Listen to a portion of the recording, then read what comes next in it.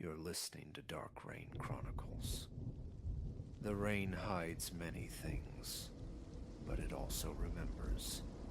Secrets washed away, voices swallowed by the storm.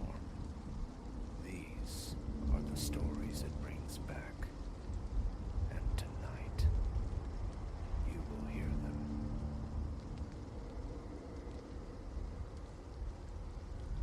Never, in all my wilderness pilgrimages, had I imagined confronting peril wearing a human face. Yet here I was, crouched low, breath catching behind the rough bark of an ancient pine, my heart a frantic drum against my ribs. Sometimes the predators you guard against aren't clawed or fanged. Sometimes they carry desperation in their eyes and wear your own shape. Elias. That's my name. And the wild places have always been my cathedral, a space to shed the mundane and reconnect with something elemental. This trek, a challenging ascent into the Rockies I'd coveted for years, was meant to be just that, a week-long immersion in untamed grace. 3 days unfolded like a cartographer's dream, panoramas that stole the breath, air like chilled crystal descending from glacial heights, and a solitude so profound it felt woven into the very fabric of the pines. Wildlife offered fleeting communion, the delicate step of deer at dusk, a distant ursine shadow melting into the tree line, the sovereign glide of an eagle etching circles on the vast blue canvas. But the fourth day delivered an encounter of a different, more menacing nature. Beneath a darkening canopy, beside a stream whispering its secrets over smooth stones, my small fire crackled, a solitary beacon against the encroaching night. I was spooning rehydrated sustenance, absorbing the forest's nocturnal symphony, when a sound alien to this sanctuary pierced the calm. Human intonations slicing through the twilight hush, not the easy cadence of fellow travelers, unlikely this deep in, but jagged, fraught with a desperate ire that prickled my skin. Instinctively I smothered the flames, the embers hissing into silence. Retreating into the thin sanctuary of my tent, I strained my ears against the nylon walls. The voices drew nearer. 2 men, their tones distinct. One a low, gravelly command, the other pitched higher, laced with exhaustion and fear. "Keep pace, damn you," the gravel voice scraped. "They'll be sniffing this trail soon enough." "I can't," the other whined, the sound thin and reedy. "Days. I'm spent." "Prison, Leo. Is that your preference? Because that's the terminus if they run us down. Now move." Ice traced my veins. Prison. Not lost wanderers then, but hunted men. Fugitives. I held my breath, scarcely daring to move, as their heavy footfalls approached. A blade of light from a torch sliced across the tent fabric, paused. The gruff voice uttered a low curse. "Signs of passage here, recent." "So, haven't seen a soul." "Means everything. Could be reported. We need to find them." A frantic pulse hammered my temples so loud I felt sure they could hear it through the thin barrier. Escape. Now. My car, a civilization away, felt impossibly distant. A 2-day hike at best. Darkness, usually a comfort, was now a liability. Clutching my pack, its familiar weight suddenly inadequate, I eased through the tent's rear flap. Their torchlight jittered like nervous insects among the trees on the opposite side, sweeping the clearing. Using the brook's murmur as cover, I began to creep away. 50 yards, perhaps less, before a raw bellow ripped the night. Hey, movement, over there. Instinct took over. I plunged into the black woods, abandoning stealth for speed. Briars clawed at my clothes. Thorny branches lashed my face. Pursuit thundered close behind, the crashing sounds fueling my terror. Directionless flight, guided only by the primal urge to flee. The phantom grasp of rough hands propelling me onward through the tangled undergrowth. Minutes blurred into an eternity. My lungs scorched, my legs turned to stone, but fear was a relentless engine. Finally, I couldn't command another step.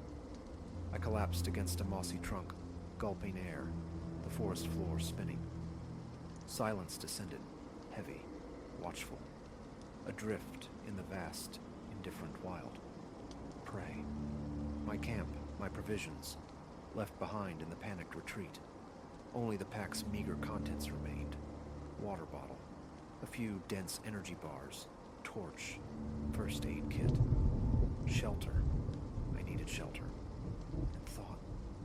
My eyes adjusting, discerned a fallen behemoth nearby, its massive root ball ripped from the earth, creating a tangled cavern beneath.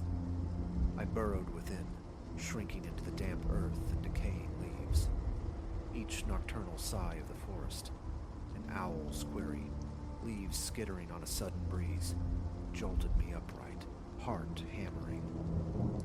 Fear warred with profound weariness, until, despite the terror, oblivion claimed me in fitful snatches. Dawn seeped through the woody lattice above, painting the forest floor in soft, oblique strokes. Tentatively, I surveyed the scene through the gaps in the roots. A deceptive tranquility lay upon the woods, birdsong replacing the silence. Yet vigilance remained paramount. I needed a strategy, a way back. My car, the only tangible goal. But the journey, stripped of supplies, would be arduous.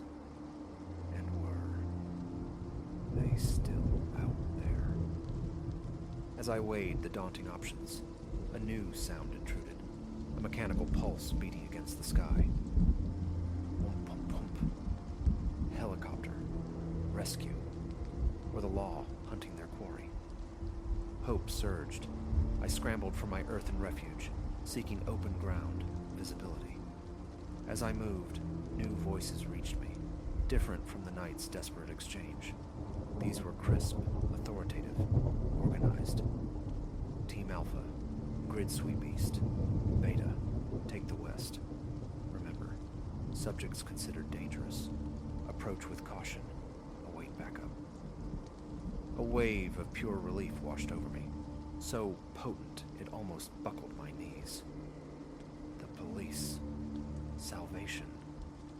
I started towards the sound, then hesitated, a cold spike of caution staying my feet. Could the fugitives hear them too? Might desperation drive them to seize any advantage, like a hostage? My apprehension solidified into dread as a sudden rustling erupted behind me. Frantic, close. I spun. There. Silas and Leo, emerging from the dense woods, eyes burning with trapped animal fear. Silas, the gruff one, fixed me with a venomous glare. You, he rasped, the word thick with accusation. They're Judas. You brought them down on us. Hands raised, placating, I backed away. No, I swear, just a hiker, lost since last night. I want no quarrel with you. Silas advanced, a predator closing distance, his face a mask of grim resolve. Trouble finds us all eventually, friend, and you just became our passage out of this. Leo shifted beside him, licking dry lips, uncertain. Silas, maybe we should just... Quiet, Leo, Silas snapped, his focus locked hard on me. You walk with us. One wrong move, and it'll be your last. My thoughts spun like a trapped moth. Hostage? No. I couldn't let that happen. But they were larger, likely armed, cornered. Delay. Buy time. Keep them here. Okay, I managed, forcing steadiness into my voice. All right, I'll go. But my pack, I dropped it back there where I hid. I nodded towards the fallen tree. It has water, food. We'll need it if we're going to keep ahead of them. Silas waited for a tense moment, then gave a curt nod. Lead on, and be smart about it.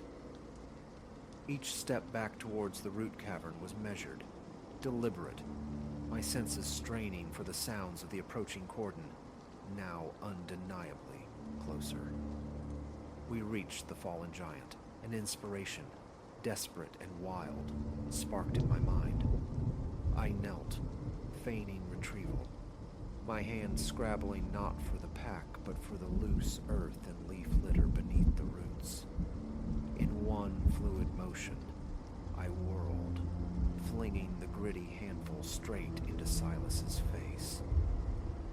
He yelled, a choked cry of surprise and pain, momentarily blinded. I didn't wait.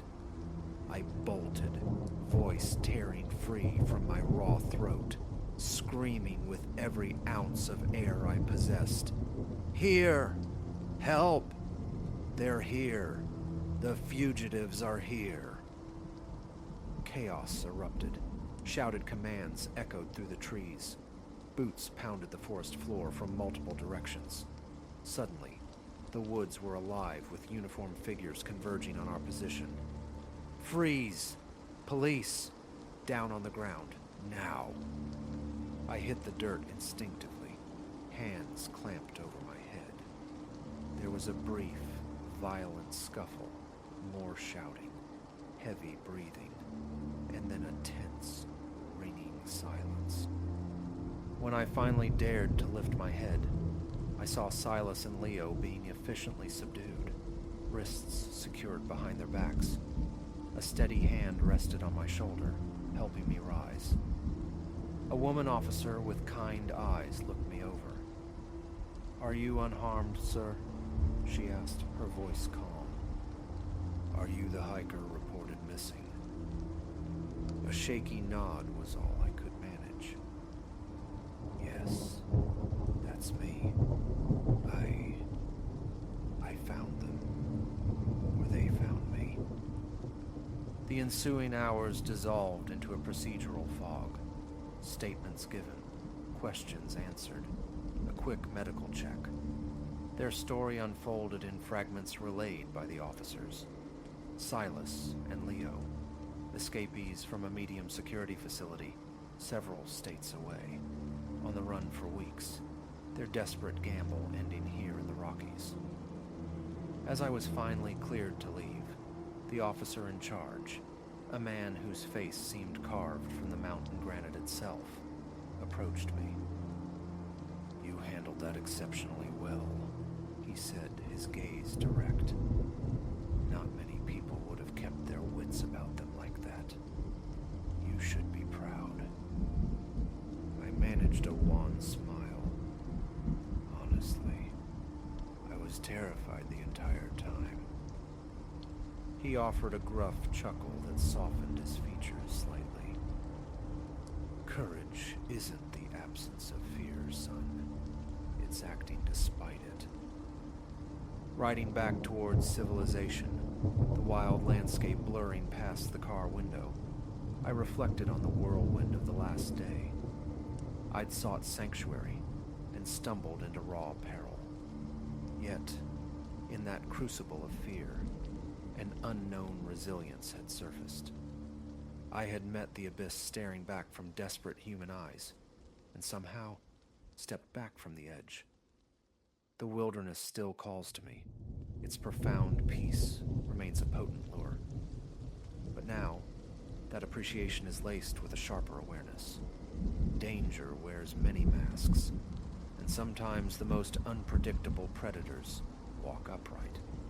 And perhaps the most vital trails we navigate are not those etched onto maps, but the unseen paths etched within, leading to the surprising, uncharted landscape of our own fortitude.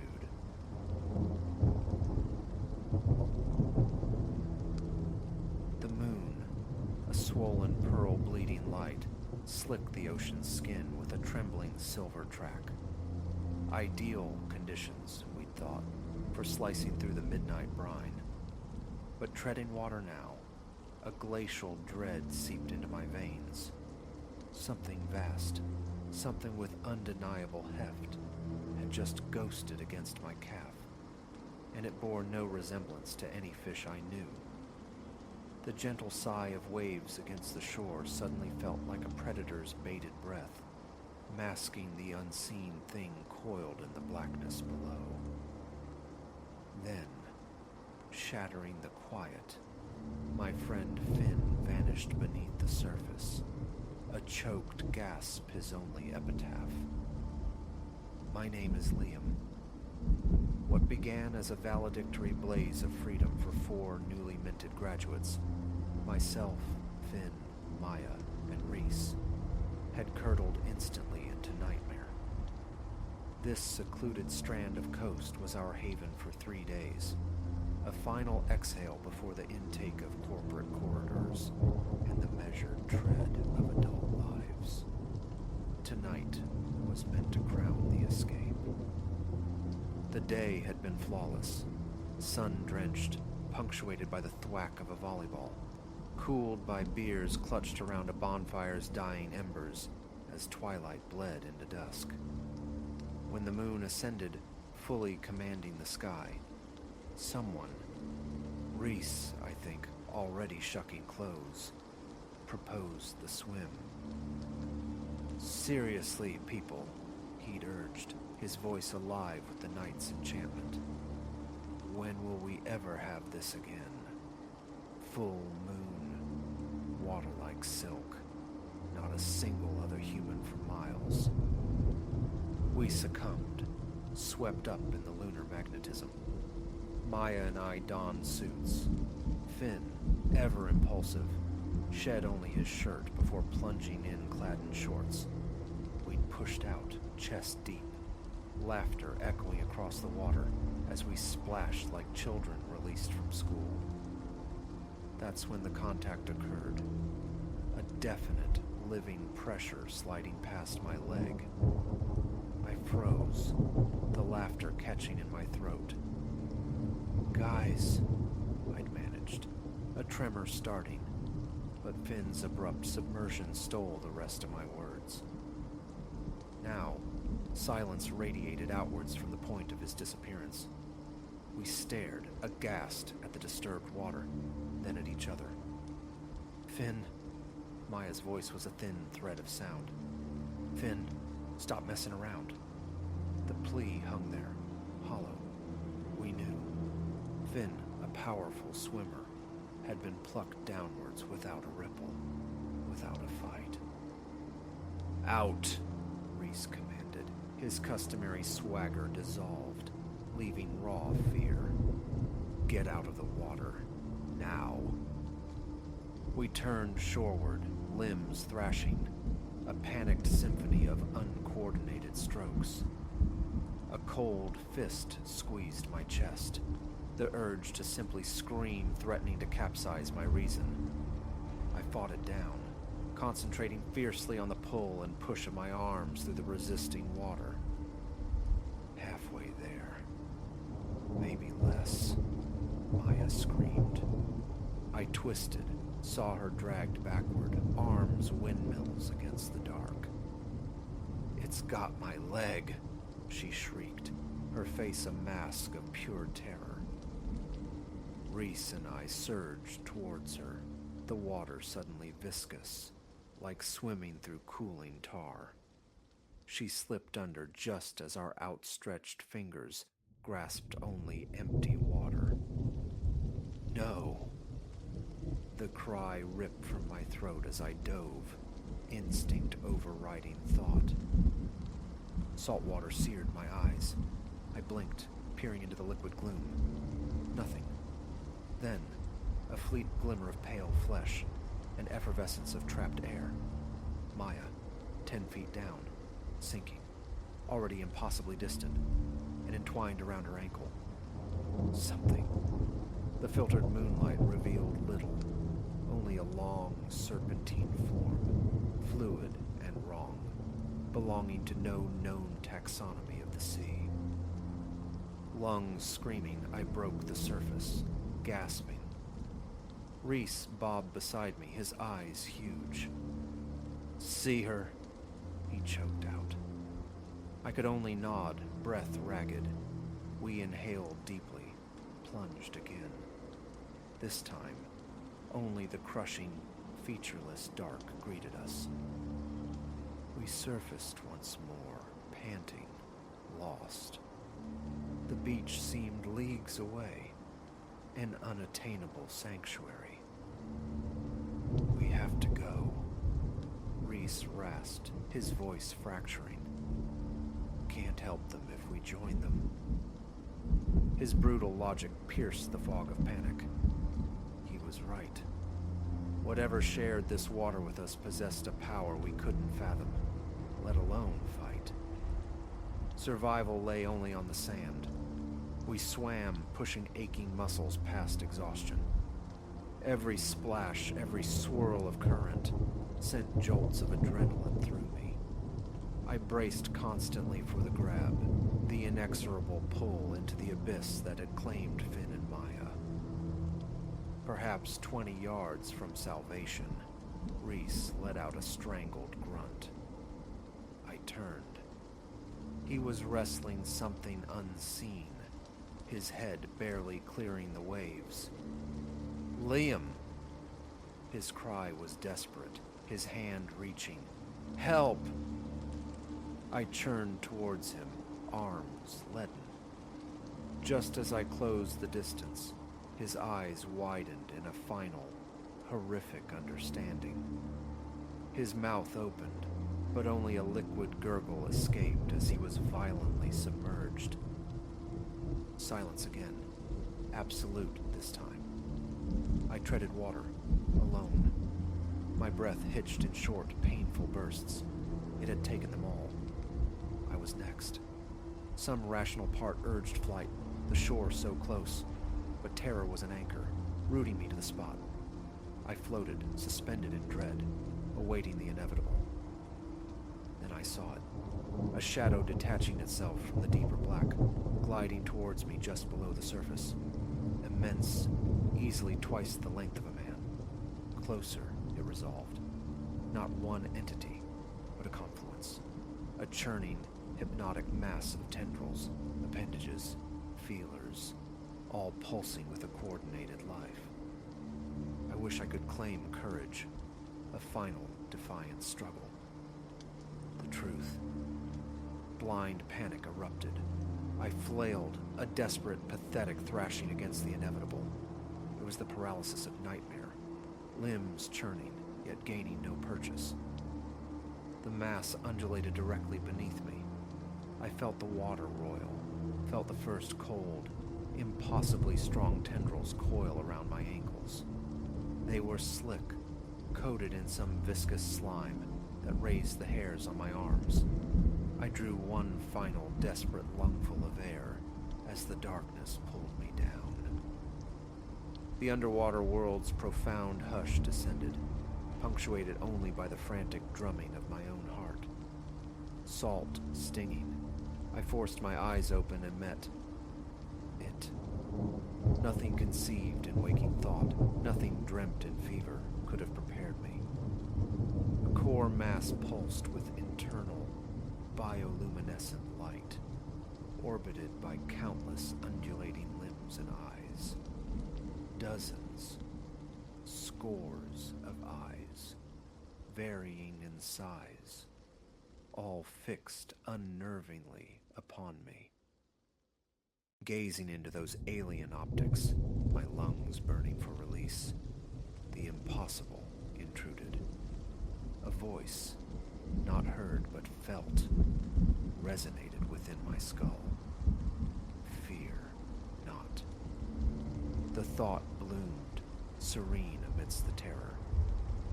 You are selected. The pressure around my legs eased. Impossibly, I felt myself propelled upward. I erupted into the night air, gasping, inhaling as if for the first time. Shockingly, I wasn't alone. Finn, Maya, Reese, all present, blinking, looking as utterly bewildered and terrified as I felt. What was that? Finn stammered, his eyes wide and unseeing. I thought, gone. Before answers could form, the water around us ignited with light. The creature, the entity, breached the surface partially. The moonlight now revealed it fully. It possessed a terrible, otherworldly beauty, its skin shimmering with intricate patterns of light that seemed to shift and flow like living thought, conveying complex emotion. You are selected. The presence echoed in our minds. Witnesses, heralds from the depths to the surface. Witnesses to what? Maya breathed, her voice barely audible. The creature's luminescence pulsed in reply. Our minds flooded, inundated with visions. Sprawling cities beneath the waves. Empires risen and crumbled, while humanity chipped flint. Technologies and knowledge dwarfing our most audacious dreams. We have observed your species across epochs, the presence conveyed. The time arrives for communion. You shall be our envoys. As swiftly as it manifested, the entity submerged, dissolving back into the profound dark. Gentle, unseen currents nudged us shoreward. We stumbled onto the damp sand, minds fragmented, reality reconfigured. The adrenaline ebbed, leaving us shivering in the cool night air, soaked and reborn. Did that actually happen? Reese asked, his voice trembling, stripped of all its earlier confidence.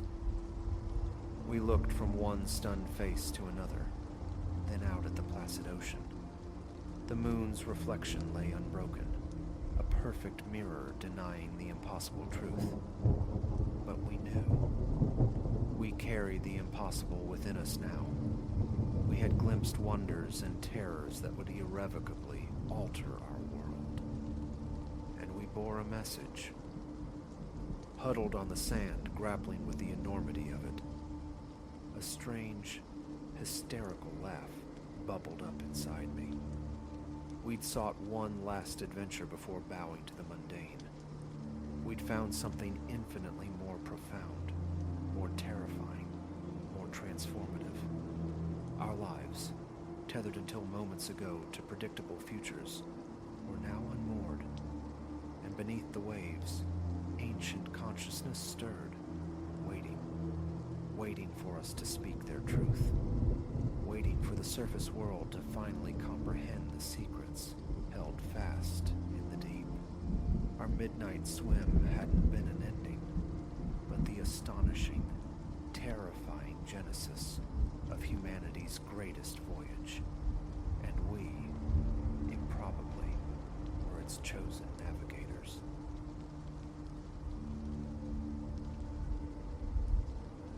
The sickening lurch in my gut coincided with the directional shift, a compass needle spinning wildly within me. I'd blundered, catastrophically, but the realization bloomed too late. The locks were already snicked shut. The man at the wheel shed his guise of Samaritan like a snake in skin, and the desert a vast, indifferent canvas of ochre and silence unfurled limitlessly around us. It began with the mundane death rattle of my ancient sedan, a faithful beast finally surrendering its mechanical ghost on a ribbon of asphalt slicing through the New Mexico barrens. Hours I'd piloted this steel shell, the landscape a monotonous blur of skeletal cacti and spectral tumbleweeds.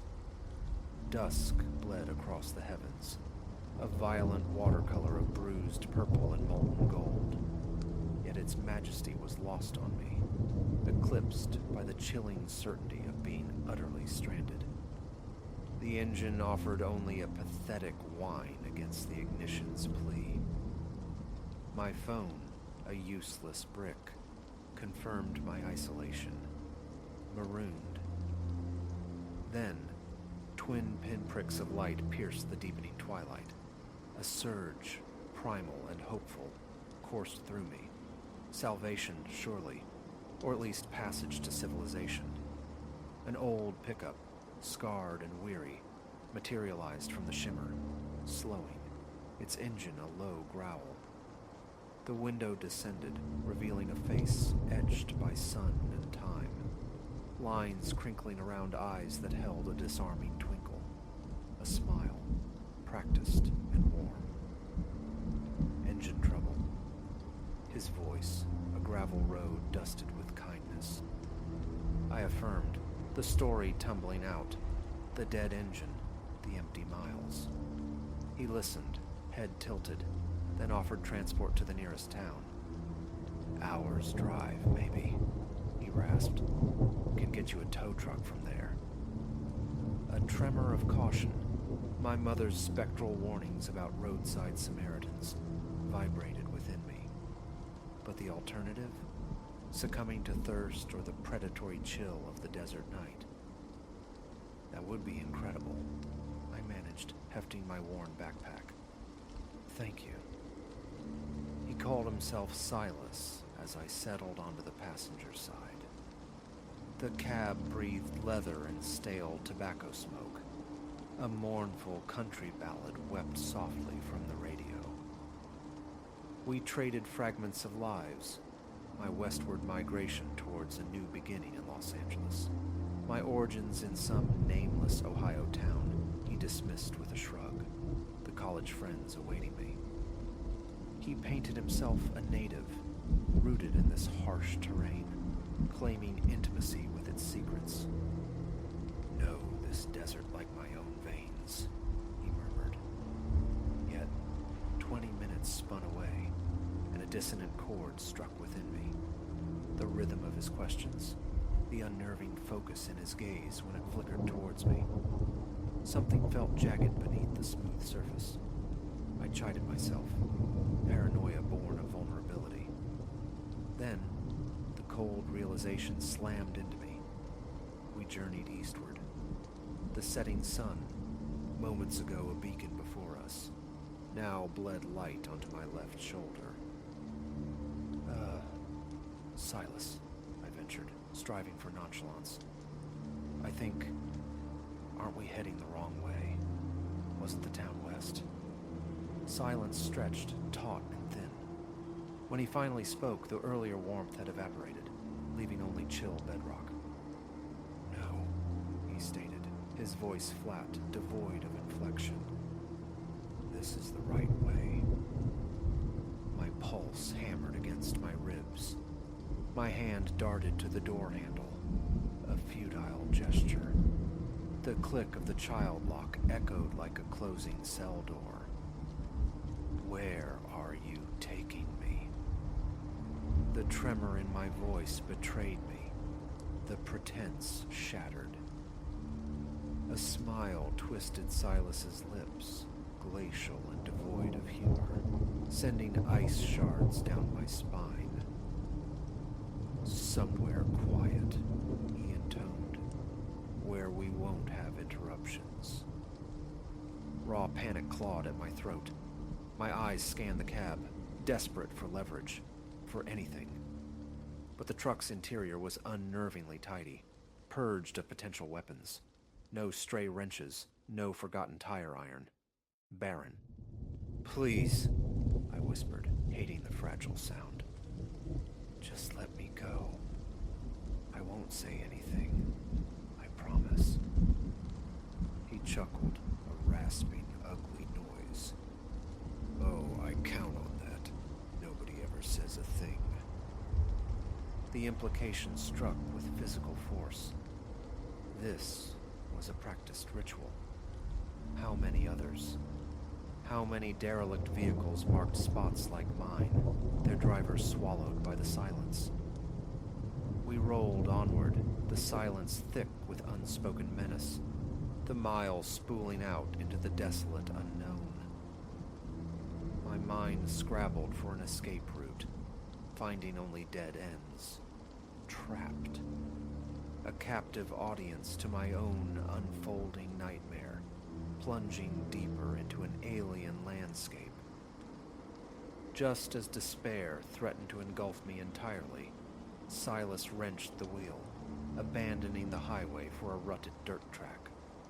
The pickup bucked and shuddered, plunging us into true wilderness, extinguishing the last ember of hope for a passing motorist. An eternity later, perhaps 20 minutes, the engine died. We sat in a small clearing, hemmed in by skeletal scrub and monolithic rock formations, silhouetted against the moonlit sky.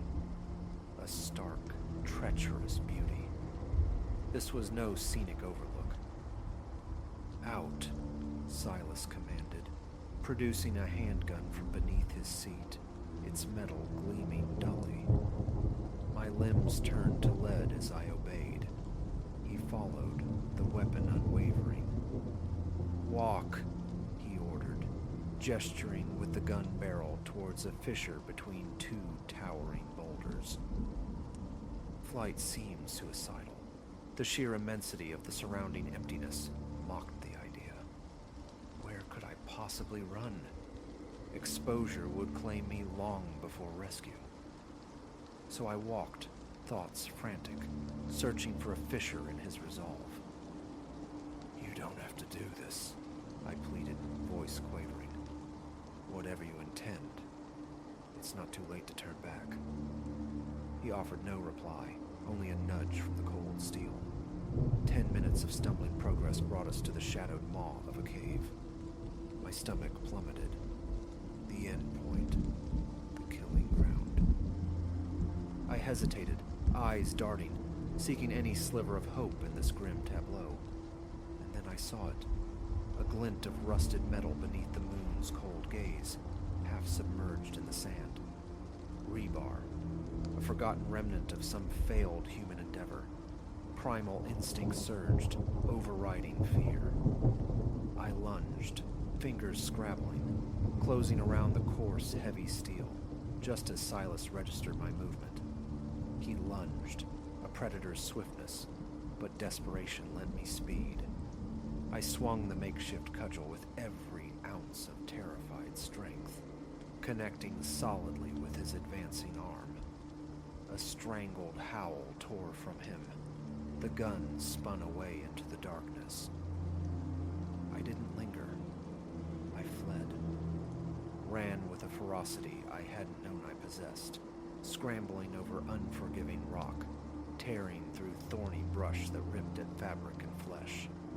Behind me, his curses and the sound of his pursuit echoed through the stillness. Directionless, propelled only by terror, I clawed my way up a steep, scree-covered slope. Reaching the crest, breathless, I saw them. Distant lights. A town. A highway. It signified only one thing. Sanctuary. I plunged down the opposite side, my foot snagging on a hidden root. The world tilted, tumbling headlong down the incline. I landed in a bruised heap at the bottom, momentarily stunned, air rasping in my raw throat. Then, the chilling sound. Footfalls descending the slope. He was coming. Ignoring the fire in my ankle, I hauled myself upright. He couldn't catch me. Not now. I forced myself into a limping run, the lights beckoning, growing brighter, closer. Behind me, Silas's ragged breathing was a terrifying metronome marking his approach. Suddenly, pavement materialized beneath my stumbling feet, a blessed, solid road. And then, headlights, slicing through the night like an answered prayer. I lurched into their path, waving frantically. Tires screamed in protest as the car slewed to a halt inches away. An older couple, faces etched with alarm, stared out. "Help me," I choked out. "Please, he's trying to kill me." A heartbeat of hesitation. Then the woman leaned back, throwing open the rear door. "Get in, dear." No second invitation needed. I scrambled inside, collapsing onto the seat just as Silas burst from the scrub onto the roadside verge. "Go!" I screamed. The driver didn't hesitate, the engine roaring as we surged forward, leaving Silas a diminishing silhouette swallowed by the vast desert night. We drove directly to the constabulary in the next town. The story spilled out, a torrent of fractured words, tears, and trembling. They located my derelict sedan, found Silas's abandoned truck near the cave entrance. But Silas himself, he had dissolved back into the arid expanse he claimed as his own. Gone. Sometimes the phantom touch of that night revisits my sleep. The cold dread, the rebar's weight, the what-ifs that haunt the edges of consciousness. What if the metal hadn't been there? What if that car hadn't arrived? Mostly, though, I contemplate the razor-thin margin between my survival and becoming another statistic, another name whispered in the wind. I don't offer rides, nor do I accept them. And before any long journey, my vehicle undergoes meticulous scrutiny. The monsters, I learned, aren't confined to childhood fears. Sometimes they wear friendly smiles and wait patiently by the roadside, offering passage into darkness.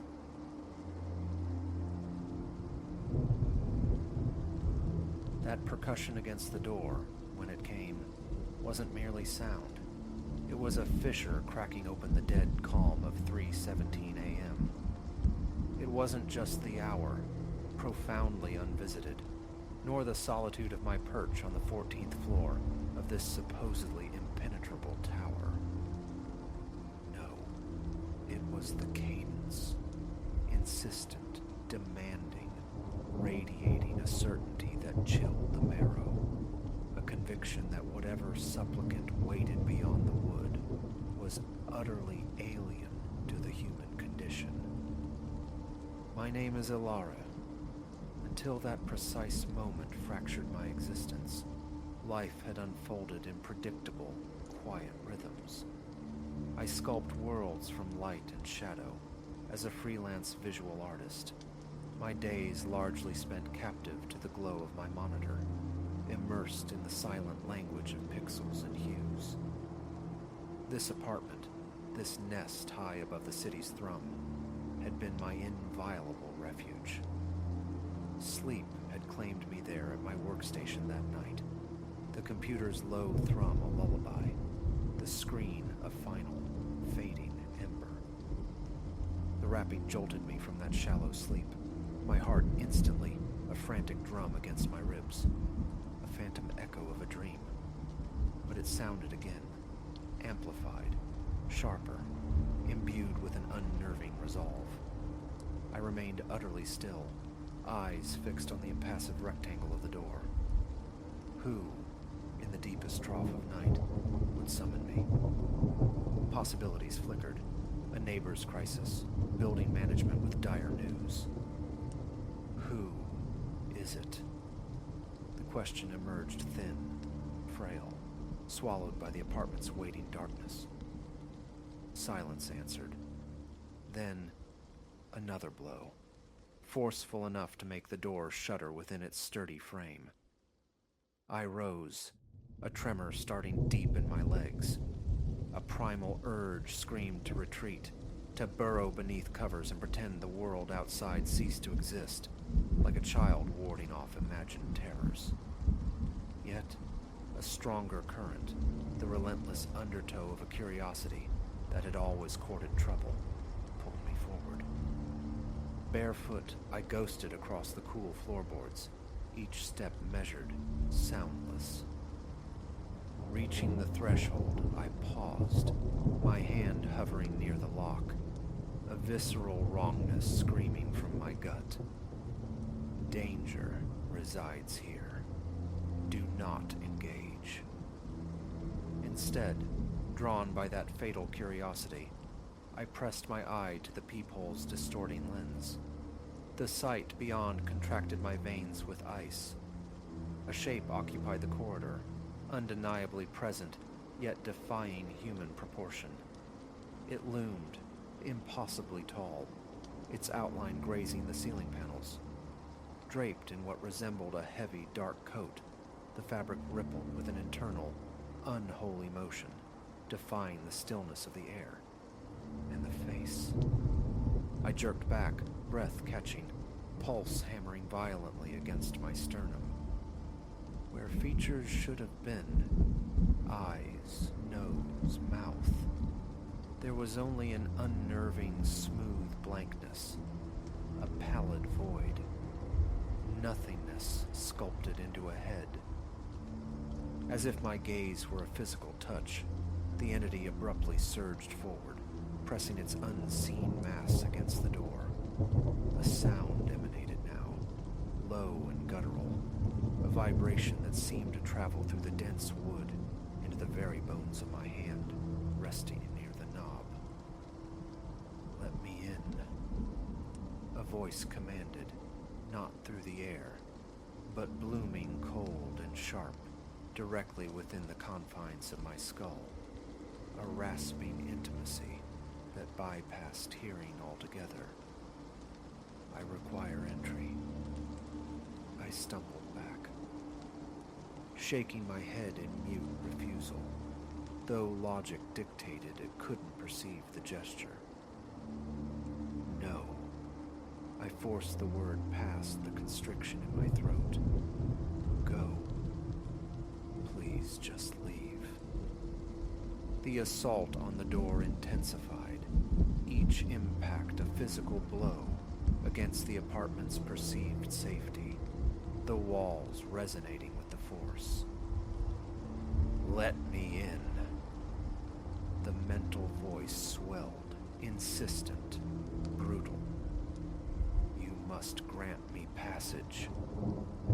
My fingers, clumsy with adrenaline, fumbled for my phone. 911. But the screen remained stubbornly blank. No signal. Impossible. Reception here was flawless. Absolute. The being outside, sensing this shift, this severing of connection, its next silent pronouncement slithered down my spine. No assistance is forthcoming, Alara. Only us now. Let me in. Let me in. Let me in. The phrase became a psychic chant, relentless, each repetition gaining fervor, whipping itself into a frenzy within my mind. The door groaned, wood fibers audibly tearing under the onslaught. I fled, stumbling toward the bedroom, slamming the door shut, twisting the lock. With desperate strength, I shoved my heavy dresser against it, a gesture I knew, even then, was laughably inadequate. If that thing breached the main entrance, this flimsy barrier was mere symbolic resistance. The chanting ceased. Silence descended, heavy and absolute. Then a sound that ripped the quiet asunder, the catastrophic splintering and crash of my front door yielding completely. Footfalls echoed in the main room, heavy, measured, deliberate. Each step resonated, drawing nearer, an inexorable advance. I shrank into the farthest corner of the bedroom, compressing myself against the cold plaster, eyes screwed shut. The steps halted directly outside my flimsy barricade. I could hear it breathing, a dry, rattling inhalation like wind through broken reeds, unnatural and horrifying. "Ilara," it whispered, the voice now intimately inside my head, a parasite nesting in my thoughts. "I have arrived. Will you not emerge to welcome me?" My hands flew to my ears, a useless defense against an invasion, already successful. The voice was within now, twisting through my consciousness, attempting to usurp my own volition. "You wish to open the door, Ilara," it coaxed, seductive and vile. "Curiosity burns, does it not? Do you not yearn to behold my true form, to witness what I can unveil? And the most terrifying truth, a sliver of me did. A treacherous fragment yearned to understand this impossibility, to know the nature of the horror that had singled me out. Against my will, my body stirred, my own hand betraying me, reaching, inching toward the doorknob. I fought, pitting my entire being against this puppetry, a swimmer battling a monstrous tide. Just as my fingertips grazed the cool metal, another sound sliced through the mental fog. The shrill, mundane scream of my alarm clock. 6 a.m. Impossibly, hours had bled away like seconds. The entity unleashed a howl of pure frustration, a discordant shriek that vibrated the very walls around me. And then, as abruptly as it had manifested, the presence evaporated. The suffocating pressure lifted. My thoughts were my own again. I remained huddled in that corner long after the sun climbed, pouring clarifying light through the window. Only then did courage return in fragile measure. My sanctuary was violated, wrecked. The front door hung askew from shattered hinges, bearing deep, gouging wounds.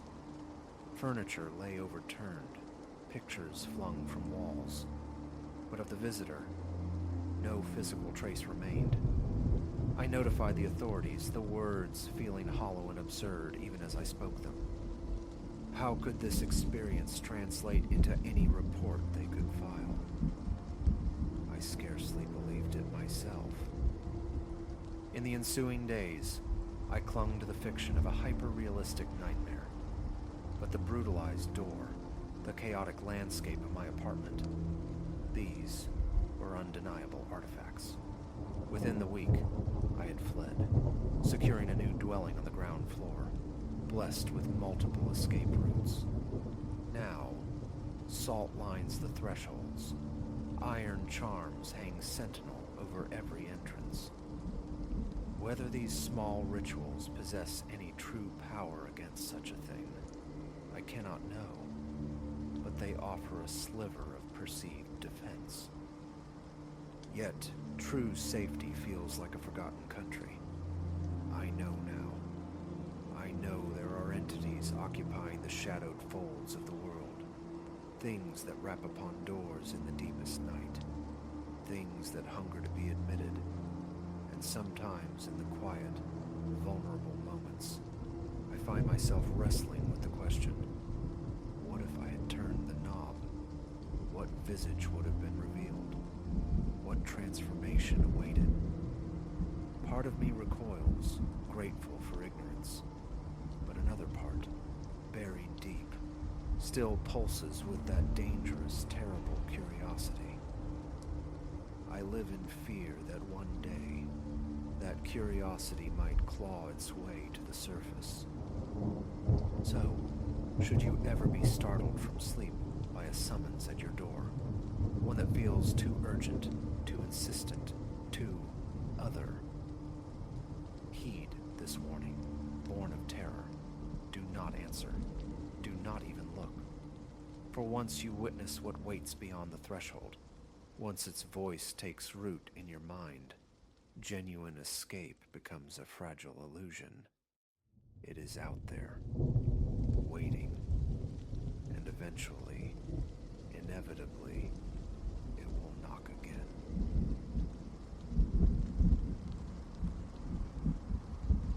3 nights it took, after settling into the hollow silence of the old Barlow place, for the scraping to begin. Just the wind-worried sigh of branches against glass, I told myself. Or perhaps the scuttling industry of mice within the ancient walls. The usual nocturnal orchestra of a house settling its bones. But dawn revealed ragged furrows torn deep into the wood of my front door. Visceral wounds that spoke of something other than wind or vermin. My flimsy sense of security evaporated. Fortifications were needed. Croft & Sons Mercantile was the town's heart of hardware, a relic breathing sawdust and rust, likely rooted there since the first foundations were laid. A tarnished bell above the door announced my entry with a dissonant clang. Narrow aisles choked with paint tins and coiled hoses, and tools of forgotten purpose, pressed in, each surface filmed with the patient dust of ages. Behind a scarred counter stood Silas Croft, a figure seemingly hewn from the same seasoned timber as his shelves. 60-odd years, grayed and stoic, his hands maps of labor, his gaze, flat and incurious, lifted as I approached. "I need a deadbolt," I stated, aiming for nonchalance. "Something solid." The shift was instantaneous, subtle yet absolute. His posture stiffened, the neutrality in his eyes hardening into something flinty, as if I'd uttered an obscenity. "Don't sell those," he clipped, "to your kind." Confusion prickled. "My kind? I don't understand." "Locks," he enunciated, stretching the word thin, condescendingly slow. "Not for newcomers. Town has its ways." A disbelieving huff escaped me. "That's... surely you're joking. I'm a resident now. I bought the Barlow place down on Sycamore Lane." His eyes, pale and watchful, narrowed further. "Owning walls doesn't make you part of the foundation. You want nails, a shovel. Fine, but locks. We don't permit it." Permit it? The words felt absurd on my tongue. It's for safety, basic security. How can you not permit it? He leaned across the counter, planting weathered palms flat upon its surface, his voice dropping to a conspiratorial rasp. "Pay attention. This town, it breathes differently. Rules you don't see keep it breathing. One rule is, outsiders don't bolt their doors. Unwise. For us." A chill traced my spine. "Unwise for you. What about for me?" "You'll learn," he murmured, the softness somehow more menacing than his earlier curtness. "Or you'll go. Most go." I retreated from the counter, a frantic pulse hammering in my ears. Some bizarre initiation ritual, I reasoned desperately, a hazing for the new face. Resolved, I drove 30 miles to the adjacent county, procuring the most formidable deadbolt available, complete with steel reinforcements. No antiquated local custom would leave me exposed. That evening, wrestling the new hardware into place, the distinct sensation of being observed crept over me. Peering through the darkened panes revealed only the impenetrable blackness of the rural night. Yet the feeling persisted, a palpable weight against my skin. I was under surveillance. Midnight brought the return of the scraping, now amplified, insistent. It migrated, a restless probing, from the front door to the downstairs windows, one by one, testing each portal. I rechecked the locks, the tumblers clicking with reassuring finality, before retreating to the living room armchair, listening as unseen movement circled the perimeter of my house. Morning offered fresh insults. New, deeper gouges clawed around the reinforced door frame. And something else. A slip of paper nudged beneath the door. Crude, shaky letters spelled out. Take it off. I crushed the note, fury warring with fear. A campaign of intimidation. Nothing more. I wouldn't yield. But the siege intensified. Night after night, the scraping grew louder, evolving into a frantic scrabbling. More notes materialized. Remove the lock. You were warned. It brings danger. Sleep became a luxury, snatched under the glare of every light bulb, my nerves fraying with each creak and groan of the old house. Then the knocking commenced. Not the tentative rap of a visitor, but a measured rhythmic battery against the wood, shifting methodically. Door, window, adjacent window, back to the door. It began punctually at the dead hour of 3 a.m., persisting until the first weak light of dawn. Peering out yielded nothing but empty shadows, yet the air vibrated with movement, with whispers skittering just below the threshold of comprehension. A week of this eroded my resolve. Defeated, I found myself once more under the jangling bell of Croft & Sons Mercantile. Silas Croft regarded my haggard appearance without a flicker of surprise. "Ready to undo it?" he asked, dispensing with pleasantries. "Why?" The word tore from my throat. "Just tell me why I can't secure my own home." He emitted a long, weary sigh, the lines on his face deepening, aging him further. "Some things, they need passage. The town requires it. It's the balance we keep." "Passage for what? Into my house? Why?" He offered no answer, only that unwavering, faded stare. A protracted silence stretched, thick with unspoken things. "You ought to leave, Elias," he said finally, "while leaving is still your choice." That night, the assault changed. The knocking abandoned its circuit, focusing solely on my front door. A relentless, demanding percussion. The whispers swelled, coalescing into discernible words, chillingly clear. "Let us in. We must enter. You have to let us in." I sat huddled on the floor, spine pressed hard against the trembling wood, tremors racking my body. The expensive lock held, but the door frame groaned, splintering under the unseen pressure. Whatever entities clawed at my threshold, the barrier enraged them.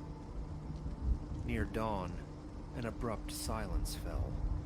An hour I waited, muscles locked, before daring to look. The porch lay empty, undisturbed, save for a fresh carving etched into the wood directly above the lock. Last warning. Removing the deadbolt that morning was an act of surrender. My hands shook so violently, the screwdriver kept slipping. As the final screw came free, a subtle sound made me turn. Silas Croft stood at the foot of my driveway, observing. Wise. He nodded, a flicker of something akin to approval in his eyes. You'll find your rest now. What is this place? My voice was a dry rasp. What kind of town forbids locks? He offered only a thin, enigmatic smile before turning and receding down the quiet lane. That night was utterly silent. No scraping, no knocking, no whispers feathered the edges of hearing. The profound stillness was, paradoxically, the most terrifying thing yet. It was the silence of open access, the quiet confirmation that something could now enter, whenever it pleased. The house went on the market the following day. The realtor accepted my decision with an unnerving lack of surprise, as if departures were the town's primary export. When I inquired idly about other available properties, she gave me a peculiar look. There are none, she said simply. Nobody new stays long. They all leave. The ones who resist, who try to keep things barred tight, they seem to leave the quickest. I waited out the sale in a sterile motel room in the next county. The house sold swiftly to a local family, news that seemed to ripple through the town with quiet satisfaction. On the day I loaded the last of my possessions, Silas Croft materialized beside my moving truck. Some places prefer to breathe, he remarked cryptically, his gaze distant. Some doors aren't meant for barring.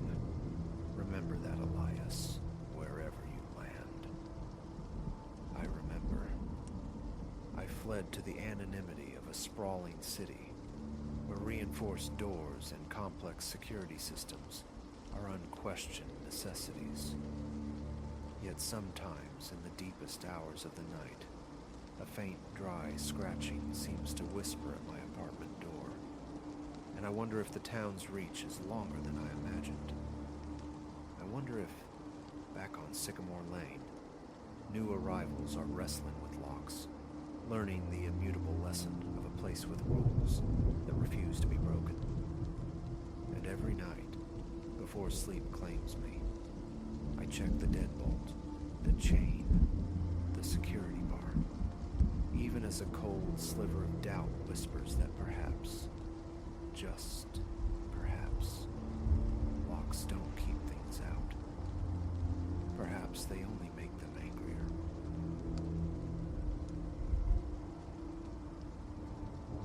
I recall the precise evening its presence first registered, deep within the house's quiet hours. Having just surrendered to the embrace of a hot shower, I stood swathed in steam within the bathroom's confines. The overhead bulb remained unlit. Only a meager luminescence bled from the hallway through the partially open door, painting the damp tilework in shades of gray. It was then, scanning the slick ceramic landscape above the tub, that my gaze snagged on an anomaly. Moisture had mapped the white surface with erratic continents of dampness. My initial thought, mundane. Mold, perhaps. A common bloom of brownish stains. Yet, leaning nearer, a peculiar deliberation in the pattern emerged. The edges didn't just sprawl. They curved with an intention that spoke of anatomy. A shoulder's slope, the nascent suggestion of an arm. Squinting, I perceived the faint impression, the barest outline of a human form pressed ghost-like against the porcelain, though the space before it stood undeniably vacant. My fingers met the tile. It was glacial, slick with condensation. The miasma of mold hung heavy, redolent of sodden fabrics forgotten in shadowed corners. A flick of the switch, and harsh light flooded the room.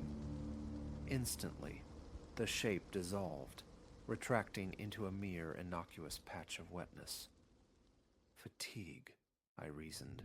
Sleep deprivation playing tricks on perception. I nudged the window open a fraction, inviting the cool, silent night air. Brushing my teeth, my reflection held my gaze captive in the mirror, a deliberate avoidance of the wall behind. Then, bed. The incident, I convinced myself, was unworthy of further thought until the following nightfall. Around midnight, the subsequent evening found me seeking solace in the shower once more. A long day's labor had left my muscles taut, yearning for the percussive warmth of the water. As before, I preferred the dim sanctuary, the hallway lamp casting just enough light to navigate by outline. Steam billowed, water cascaded down my spine, and I closed my eyes, attempting to dissolve into the heat.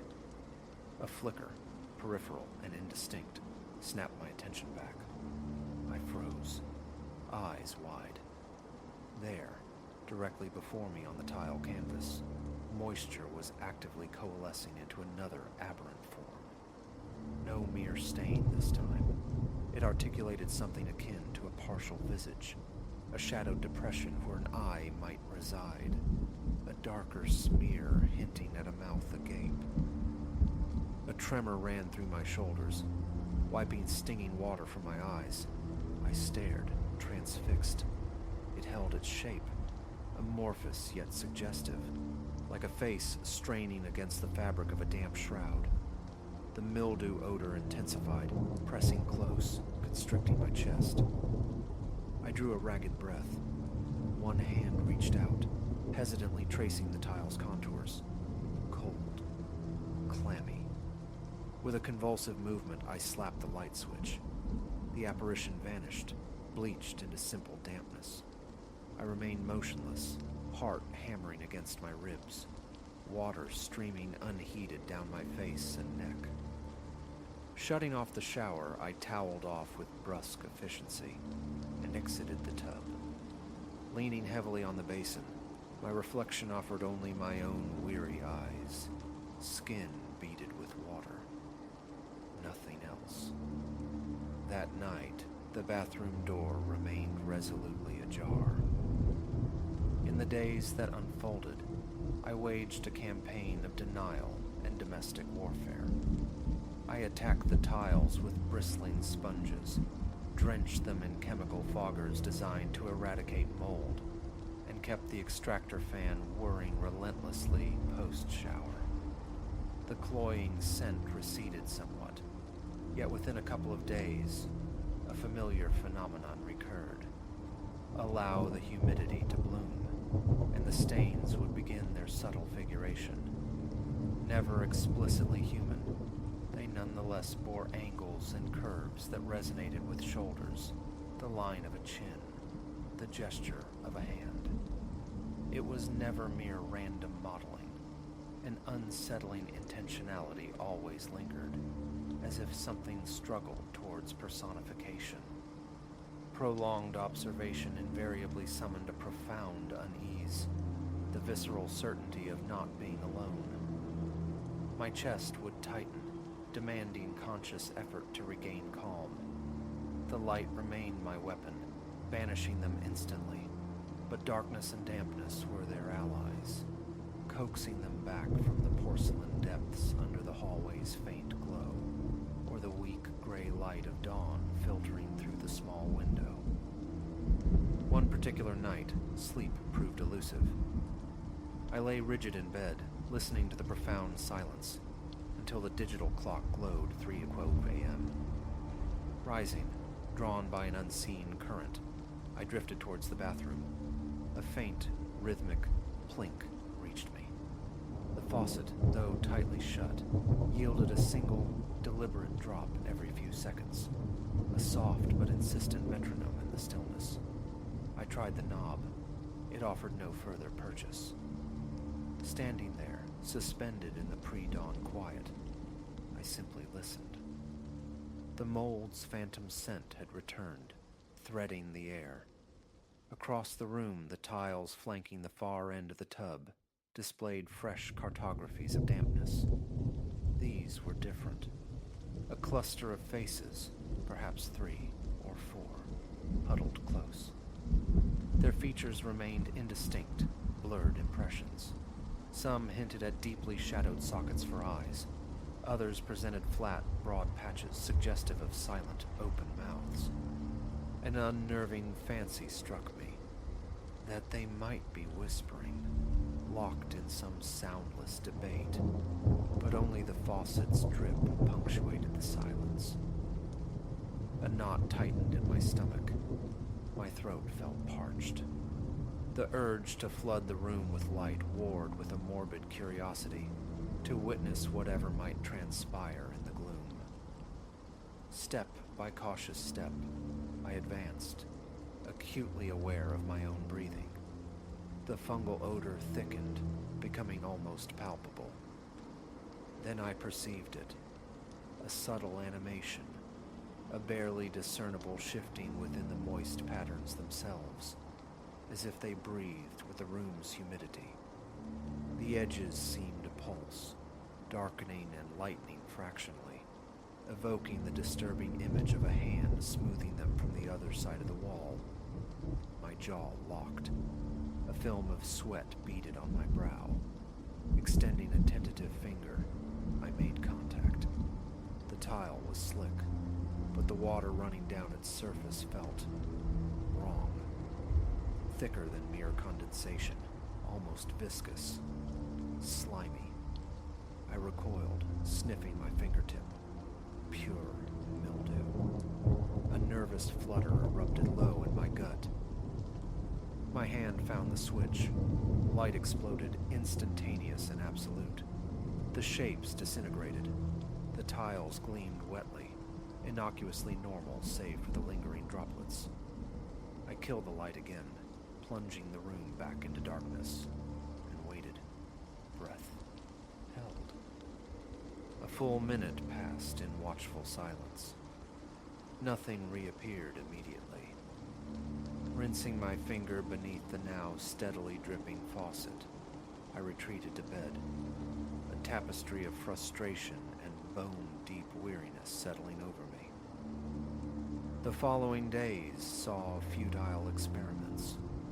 I attempted to capture proof, positioning my phone outside the bathroom door at night, recording the darkness punctuated by the faucet's drip. The audio was clear, but the video revealed only impenetrable shadows, perhaps the faintest hint of ill-defined shapes. Leaving a lamp burning in the bedroom with the bathroom door wide open proved equally fruitless. The forms materialized only in the barest minimum of light, retreating instantly from the beam of a flashlight or the glare of the overhead fixture. The smell, however, remained a constant, unwelcome companion. It clung stubbornly, defying my cleaning efforts. Not the sharp tang of decay, but a damp, stagnant odor. The olfactory ghost of towels never properly dried.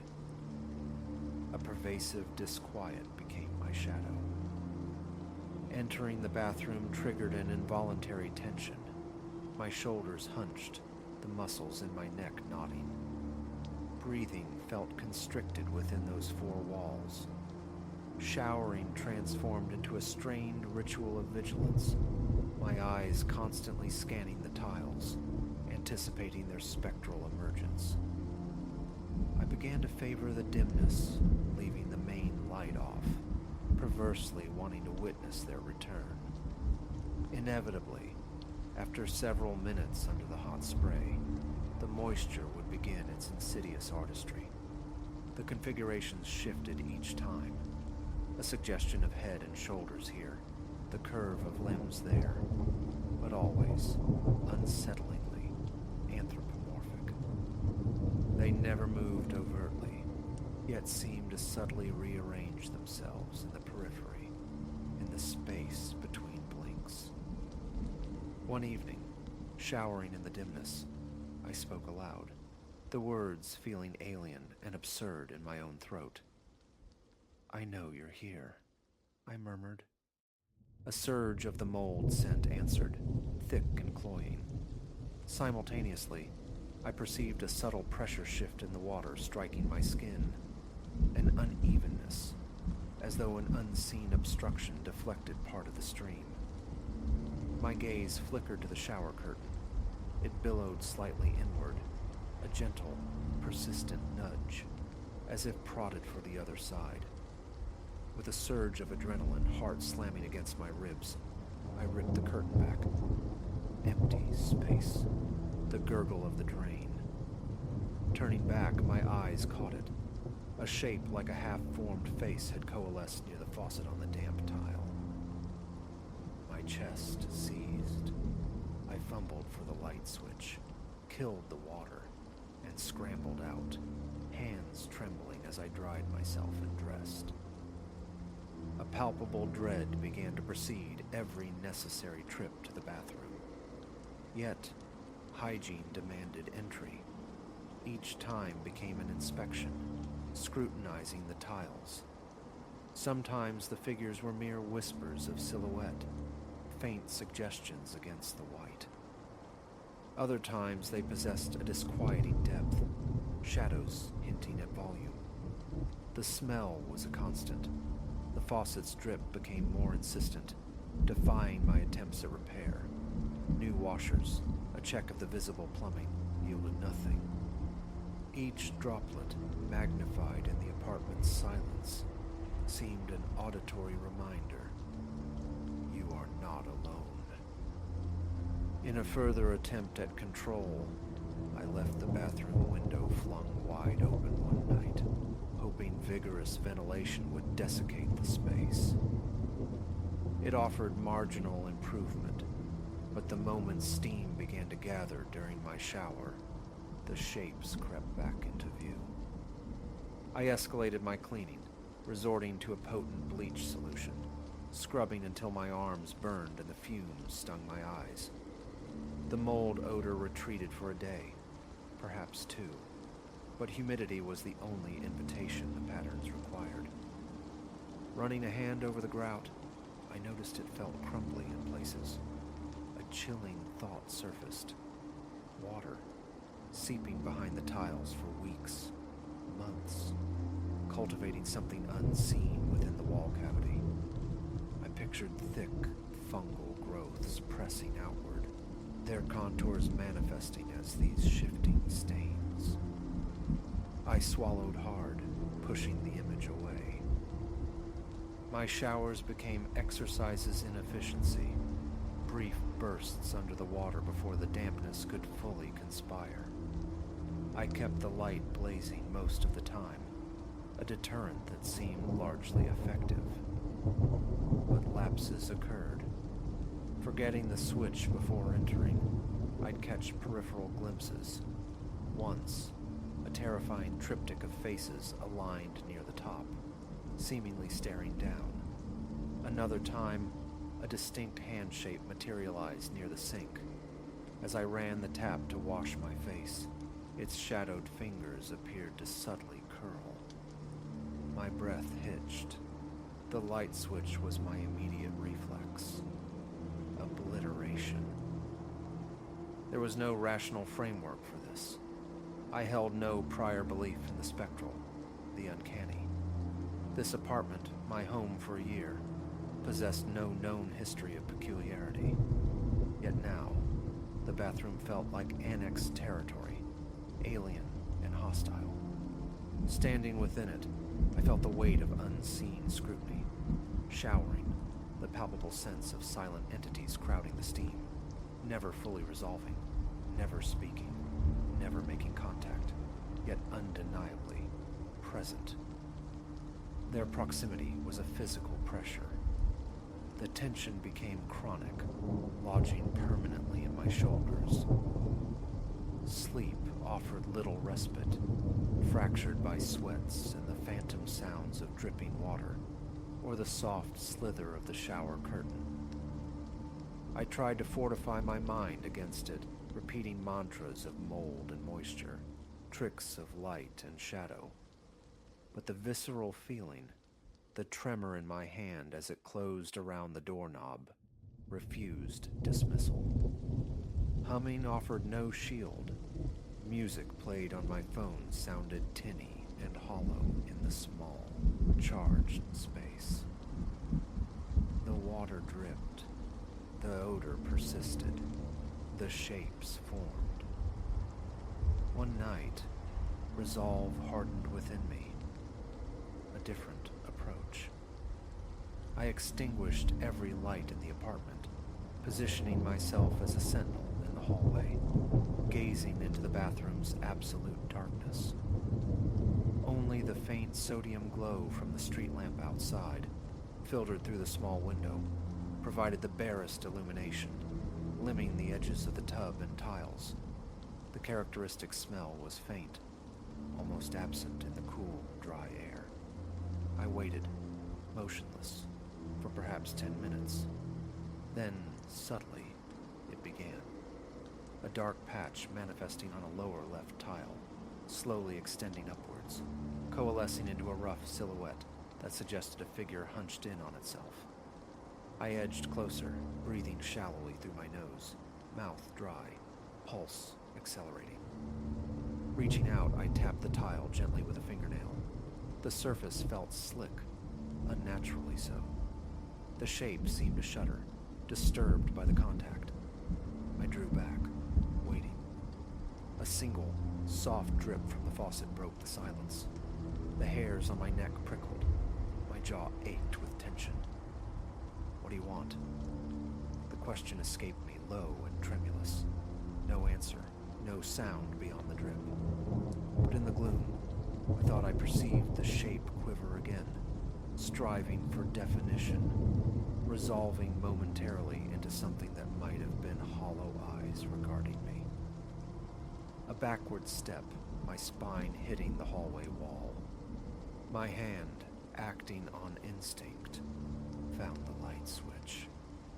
Illumination. Absence. I killed the light once more. This time the shape did not immediately return. The remainder of the night was spent on the couch, staring into the shadowed landscape of my apartment. The bathroom door was now firmly closed. Still, a faint trace of mildew teased my nostrils. The knot in my stomach remained, impervious to relaxation. I kneaded the tense cords in my neck, finding no release. Morning brought a renewed, almost frantic effort at normalcy. Bathroom door flung open, lights blazing, window wide, a small fan positioned on the floor to churn the air, a determined campaign to banish dampness. The smell dissipated noticeably. In the full light of day, the tiles appeared utterly mundane.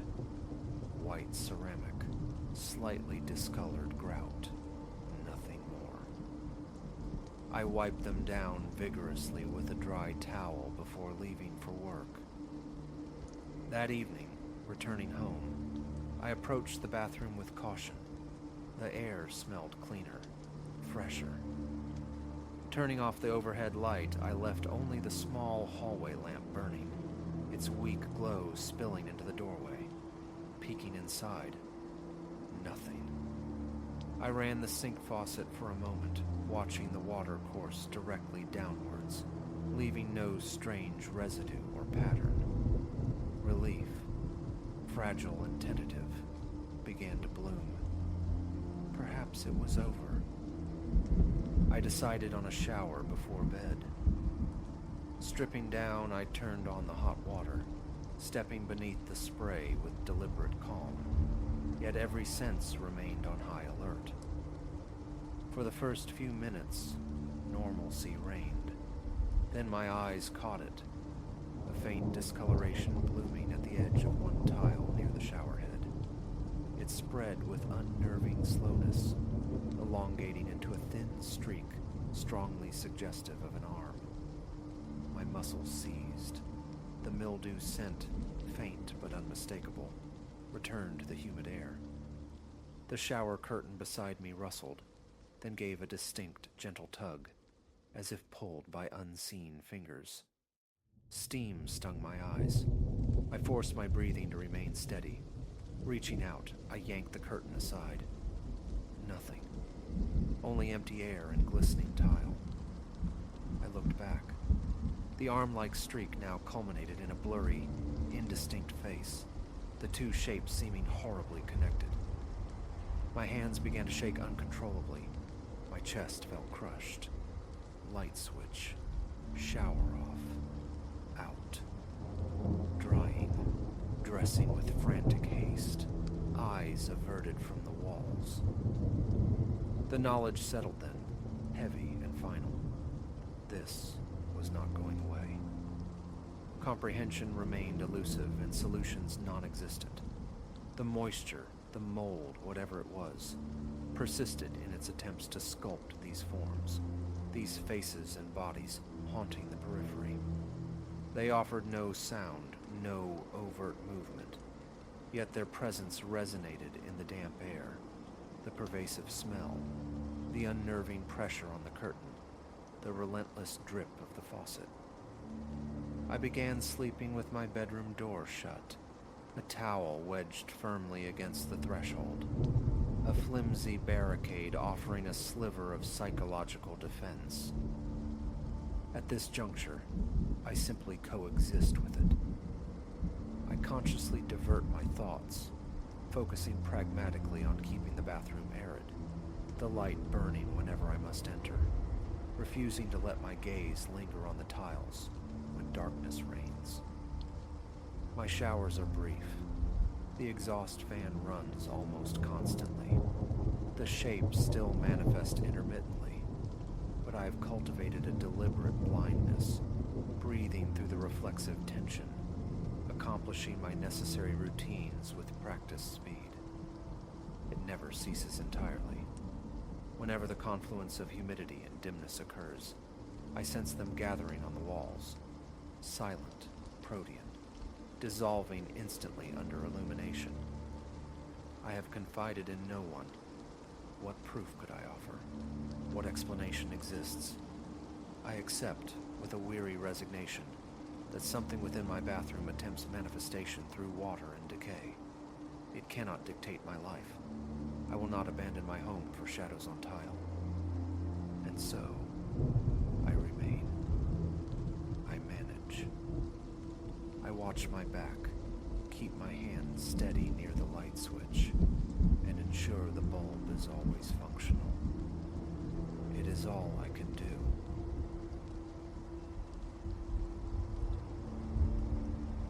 The first rifle crack wasn't merely sound. It was a physical blow against the forest's tranquility, launching birds skyward in a panicked confetti of feathers.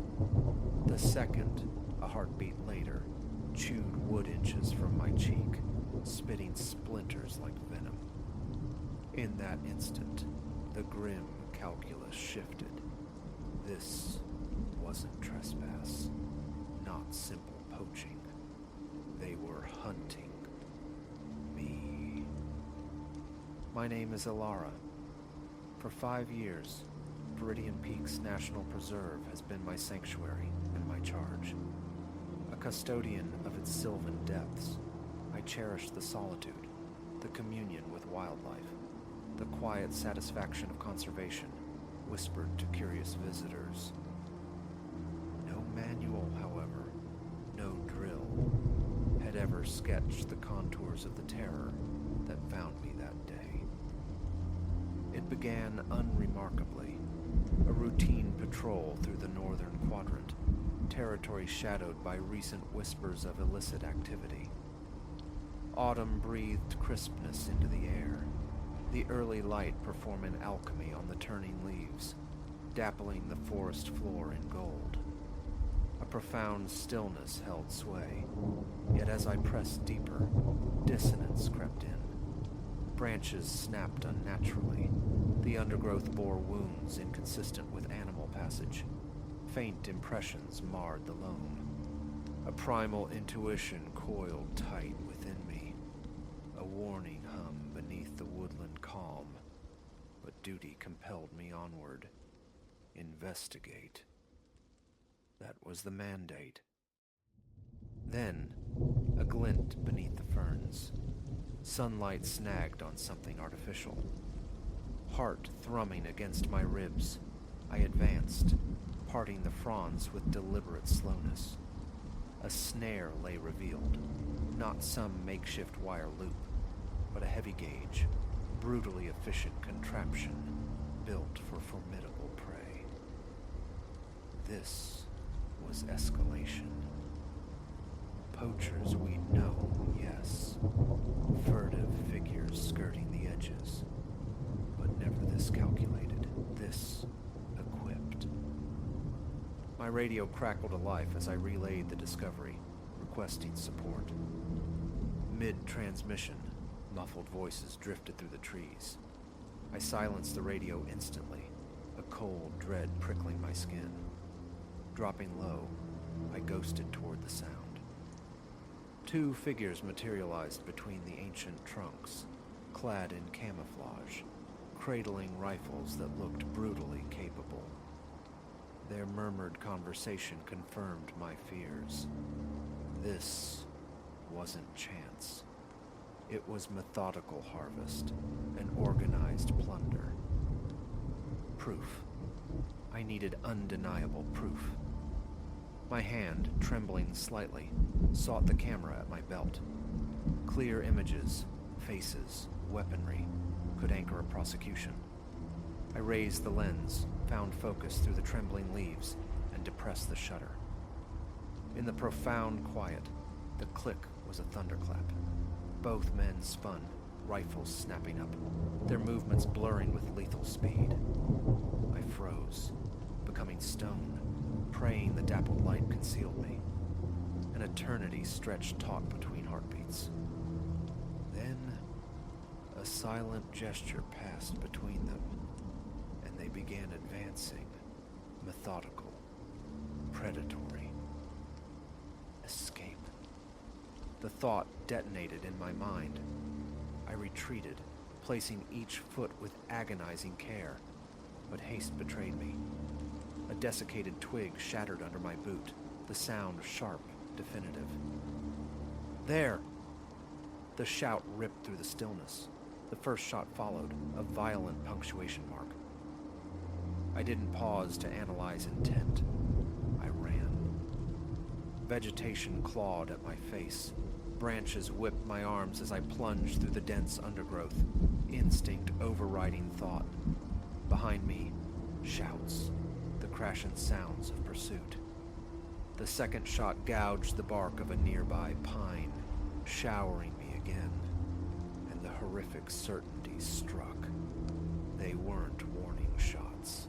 They aimed to silence me permanently.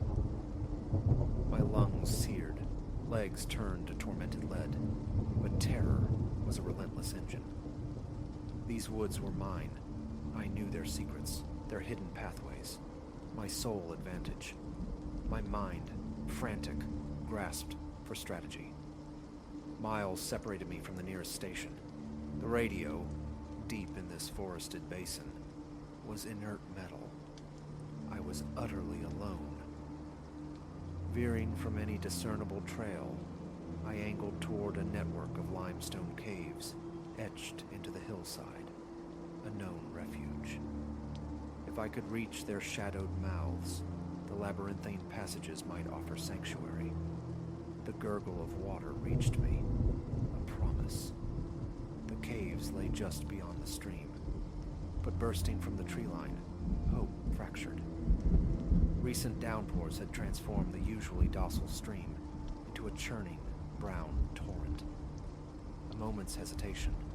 The crossing looked suicidal, but the nearing voices behind me were a death sentence deferred. I plunged in. The cold was a physical shock, the current a brutal hand shoving me downstream. My boots skidded on slick, submerged stones. Halfway across, My footing vanished. The world inverted, a chaos of rushing water, tumbling darkness. I clawed frantically toward the surface, lungs screaming for air. Gasping, water streaming from my eyes, I saw the dark maw of the cave entrance rushing toward me. A final, desperate surge of adrenaline propelled me forward. My fingers closed on a jutting rock shelf, and I hauled my sodden, shivering body from the torrent, collapsing onto the damp cave floor, coughing violently. No respite. Shouts echoed from the opposite bank. They were crossing. Staggering upright, muscles protesting, I pushed deeper into the cave's embrace. Absolute darkness swallowed me. I navigated by touch, rough-hewn walls scraping my skin. Splashing sounds reverberated from the entrance. They were in the water. I stumbled faster, ignoring the burgeoning collection of scrapes and bruises. The passage twisted, bifurcated, branched into unseen corridors. I chose turns at random, praying the maze would consume my pursuers. Minutes later, or perhaps an age, I found myself in a small, tight chamber. A sliver of light filtered from a fissure high above, dimly illuminating a space barely large enough to contain me. It had to suffice. I wedged myself into a narrow crevice, forcing my breathing into shallow, silent rhythms. Waiting. Time dissolved into an agonizing suspension. I heard them moving through the tunnels, their voices distorted, echoing eerily off the stone. Sometimes distant, sometimes terrifyingly immediate. Gotta be in here, one voice growled, unnervingly close. Leave no loose ends. Boss'll skin us if this gets out, the other replied, his words sharp with grim consequence.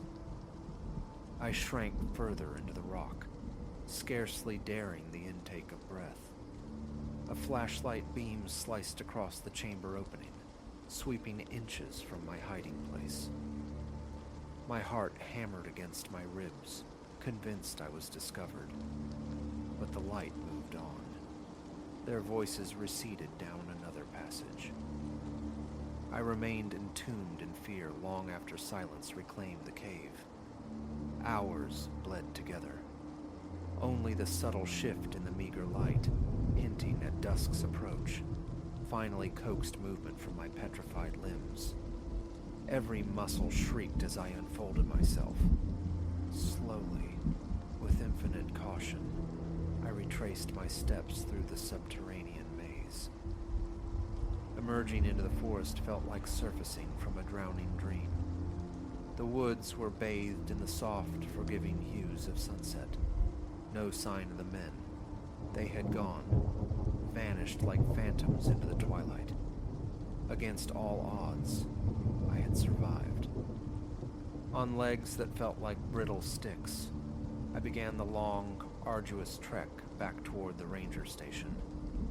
Full darkness had descended by the time I stumbled through the door, a ruin of my former self, soaked, mud-caked, scratched, eyes wide with exhaustion and residual terror. My colleagues reacted with stunned alarm as my fragmented story tumbled out. Armed men, the chase, the river, the cave.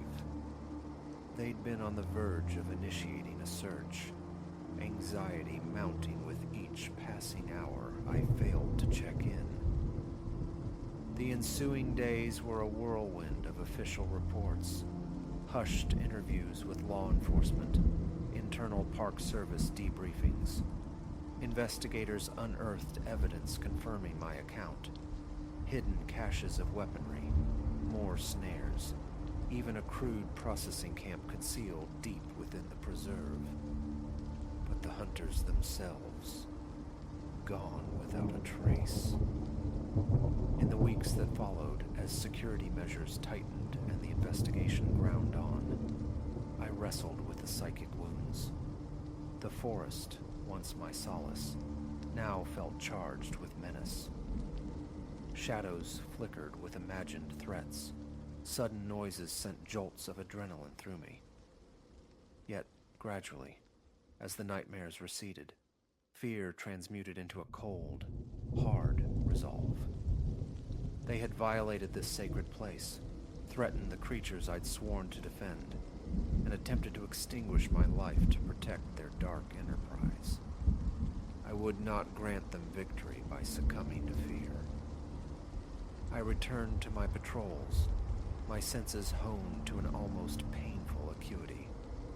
I shared my ordeal, training fellow rangers to recognize the subtle signatures of sophisticated poaching, advocating for enhanced safety protocols, improved communication networks. Sometimes walking the familiar trails, my gaze still sweeps the tree line, half expecting camouflage shapes to detach themselves from the foliage.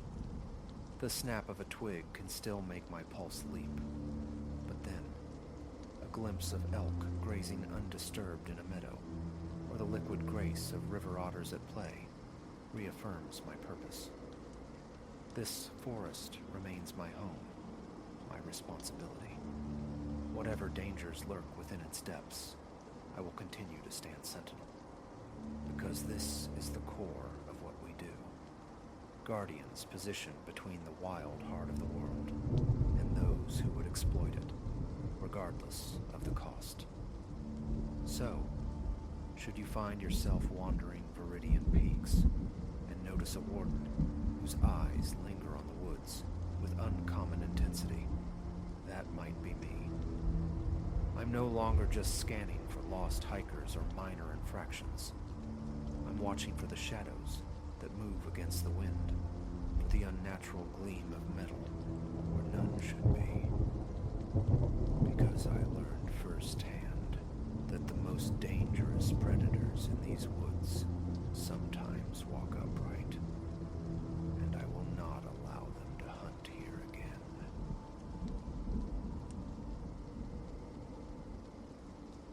Reflected in the rear view, his eyes snagged mine, twin chips of obsidian, and in that instant, the ordinary shattered. A chilling certainty bloomed. This ride wasn't ending at the pin dropped on the map. This journey had veered terrifyingly off course. Just another shift chasing fares, 6 months deep in the gig economy hustle, chipping away at student debt. Usually, the rhythm was predictable. Sloshed undergrads seeking warm beds, hurried suits chasing flights, tourists hungry for local color. Tonight, though, the rhythm fractured, the familiar cadence dissolving into something discordant and menacing. The app had summoned me to a street slumbering under muted porch lights, deep within a residential labyrinth I rarely navigated. He materialized from the shadows pooled between houses, mid-30s maybe, swallowed by a dark hoodie, his face a landscape of indistinct planes beneath the concealing fabric. "Leo," I queried, the routine script feeling suddenly hollow on my tongue. A curt nod was his only reply. He folded himself into the back seat with an unsettling lack of sound. The air inside the car immediately thickened, tainted with an acrid tang. Old perspiration mingled with something sharp, coppery, like a forgotten wound or rusting metal. "Destination?" I asked, my gaze flicking to him in the mirror. "North," he rasped, his voice like grinding stones. "Highway. I'll guide you." A flicker of strangeness, yes, but passengers had their quirks. Opaque instructions weren't entirely unheard of. I merged onto the wide asphalt river flowing out of the city's glittering heart. My attempt at conversational ballast, long day, met only a guttural grunt that effectively sealed the silence between us. Neon bled to the sickly yellow of sodium lamps, then surrendered entirely to the vast, swallowing dark of the interstate. An hour unspooled, marked only by the hypnotic drone of tires on pavement. The world outside reduced to fleeting streaks of light. Friend, I ventured finally, my voice tight-roping over a growing chasm of unease. We're miles from anywhere now. This route, you share. That's when the mirror caught his gaze again. No longer veiled or downcast, but sharp, intensely focused, predatory, gleaming with a disquieting hunger that had nothing to do with any known destination. Drive, he commanded, the single word a flat, immovable object in the charged silence. My pulse hammered against my ribs, a frantic drumbeat against the engine's thrum. The steering wheel felt suddenly slick beneath my sweating palms. This wasn't right. None of this felt remotely right. Listen, I started, aiming for a tone of calm reason I didn't feel. Maybe there's been some kind of mistake. I can just swing back towards town. Drive. He sliced through my words, the tone now honed to a razor's edge, vibrating with implied threat. A peripheral flicker, movement in the back. Then, the cold kiss of moonlight reflecting off polished steel. A blade, nestled casually but purposefully in his hand. Ice flooded my veins, paralyzing me for a heartbeat. Trapped. A steel cage hurtling through nowhere, piloted by menace, destination unknown. Right. Okay. I choked out, one hand lifting uselessly from the wheel in a gesture of surrender, the other fused to its curve. No problem. We keep going. My brain fired wildly, synapses sparking, searching desperately for an escape hatch, a strategy, anything. Stop the car. He'd be on me before the door was open. Crash? Suicide at this speed. A fiery end on a desolate highway. The phone, mounted innocuously on the dash, broadcasting my GPS track to the void, felt galaxies away, utterly unreachable. Then, his voice again, sharp and decisive. This exit. Now. I obeyed, numbly flicking the indicator, muscle memory taking over. We bled off the main highway onto a thin vein of tarmac twisting immediately into black, dense woods. Streetlights were a forgotten memory. Civilization vanished abruptly behind an impenetrable curtain of ancient trees. Darkness became absolute, save for the twin beams of my headlights carving a hesitant path forward. Fork ahead. Right, Silas directed, leaning forward slightly. I could feel his presence, a physical weight behind my headrest, the awareness of the knife a palpable cold spot on my neck. The path devolved quickly, asphalt crumbling to rutted dirt, transforming into little more than a tunnel, burrowed through grasping skeletal branches that screeched and scraped against the car's flanks like claws. Progress slowed to a painful crawl over the uneven ground. Here, he ordered abruptly, stop. We idled in a cramped, claustrophobic clearing, encircled by a silent stockade of towering, shadow-laden trees. The world outside the headlight beams was pitch black. Engine off. Keys, he commanded, the voice unnervingly level, devoid of heat. My hands shook violently as I killed the ignition, the sudden, profound silence deafening after the engine's drone. I fumbled the keys from the ignition and passed them back over my shoulder, recoiling involuntarily from the brief, cold brush of his skin against mine. Out! My legs felt watery, disconnected from my brain, as I pushed the door open into the chill, damp night air, thick with the smell of earth and decay. He mirrored my exit on the other side, the knife held loosely but visibly at his side, a constant gleaming threat in the faint light. "Walk," he said, gesturing with the blade towards the impenetrable wall of woods ahead. A step, another, my feet sinking slightly into the soft loam. This was it, the end point, the place stories warn you about. But as I took that second step away from the fragile metal shell of the car, my only link to safety, adrenaline surged, a final, desperate flare against the encroaching darkness. I feigned a stumble, collapsing downwards onto my hands and knees, simultaneously scooping up a fistful of loose earth and damp, decaying leaves. In a single, convulsive motion, born of pure terror, I spun, hurling the blinding grit directly into his face. A choked curse, a reflexive flinch. My chance.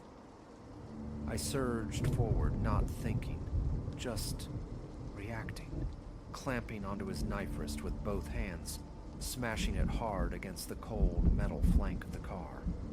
The blade rang sharply as it hit the ground, skittering away into the leaf litter. Then, chaos erupted. A frantic, ugly ballet of desperation under the indifferent gaze of the trees. He was stronger, raw muscle fueled by rage against my fear-fueled frenzy. His fist found my jaw. Constellations burst behind my eyes, pain momentarily blinding me. But I clung on, wrestling, grappling, knowing life itself was the only stake on the table. Somehow, in the messy, tumbling struggle, my foot connected, a solid, driving kick aimed blindly towards his leg. A wet, sickening crack echoed unnervingly loud in the clearing stillness. He crumpled with a guttural scream of agony. No hesitation, no second thought. I scrambled, lunging for the driver's side door. Thank God. Thank something. The keys lay scattered on the driver's seat where he'd dropped them. Ignition. My fingers, clumsy with tremors, finally found the right key. The engine roared back to life, a defiant sound in the suffocating quiet. Silas, impossibly, was hauling himself upright, limping heavily, his face contorted in a mask of primal fury as he lurched towards the car. Reverse. I slammed the gear shift, not even bothering to pull the gaping door closed. The tires spat gravel and dirt, clawing desperately for purchase on the loose ground. I wrenched the wheel, fishtailing wildly, then slammed the accelerator towards the floor. Branches lashed the windshield like angry whips as I tore back down the narrow, treacherous path. In the rearview mirror, a fading, nightmarish image. A broken figure shrinking into the vast, consuming darkness, still hobbling, still enraged. Time stretched and warped. It felt like hours before the blessed, familiar asphalt of the highway reappeared beneath my wheels, a lifeline back to the known world. Signal bars bloomed miraculously on my phone screen. 911. My voice, when I finally found it, was a ragged stranger's, relaying the fractured horror in halting bursts. Blue and red lights painted the next exit ramp with surreal intensity. I recounted the nightmare to uniformed officers, described Silas, the hoodie, the voice, the eyes, described the clearing, the woods that had swallowed him whole. Units were dispatched. A search commenced, but the forest held its secrets tightly, yielding nothing. Later, the chilling news surfaced like flotsam from a wreck. A pattern. Other drivers vanished without a trace.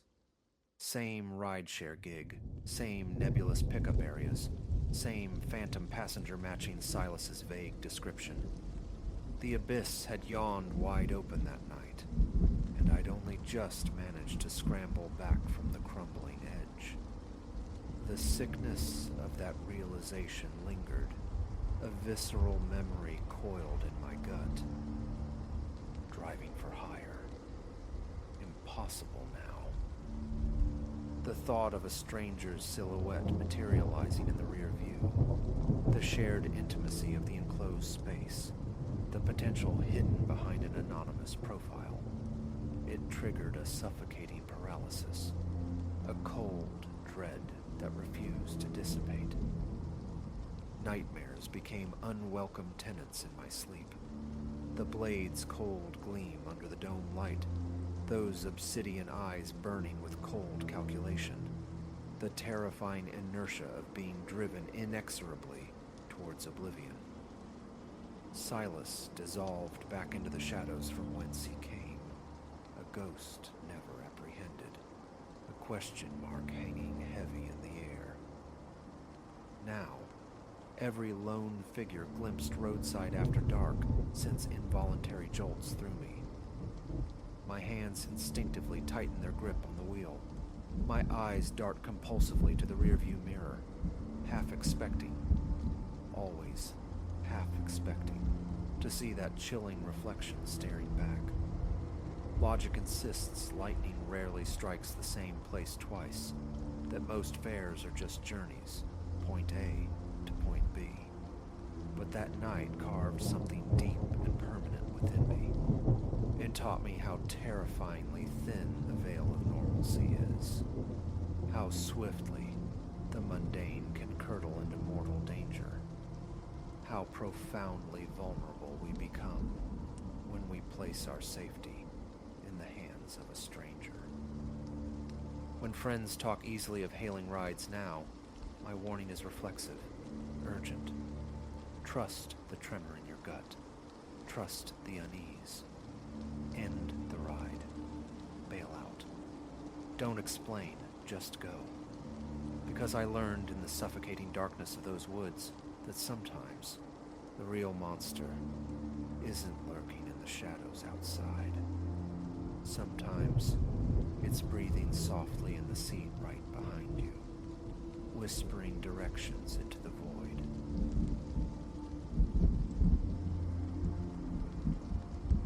A floorboard groaned beneath Anya's foot, a lonely sound punctuating the profound solitude of the forest cabin, a sharp reminder this secluded haven was hers alone. Or so she had believed. As the sun bled through the pines, stretching skeletal shadows across the clearing, a flicker at the tree line snagged her attention. In that instant, the fragile peace of her retreat fractured, promising a descent into nightmare. Months she had yearned for this escape, this specific absence of the city's cacophony, the relentless thrum of demands that had frayed her nerves raw. Finding the listing for this remote sanctuary, no signal, no Wi-Fi, only the whisper of wilderness, had felt like salvation. The first 2 days unfurled in quiet bliss.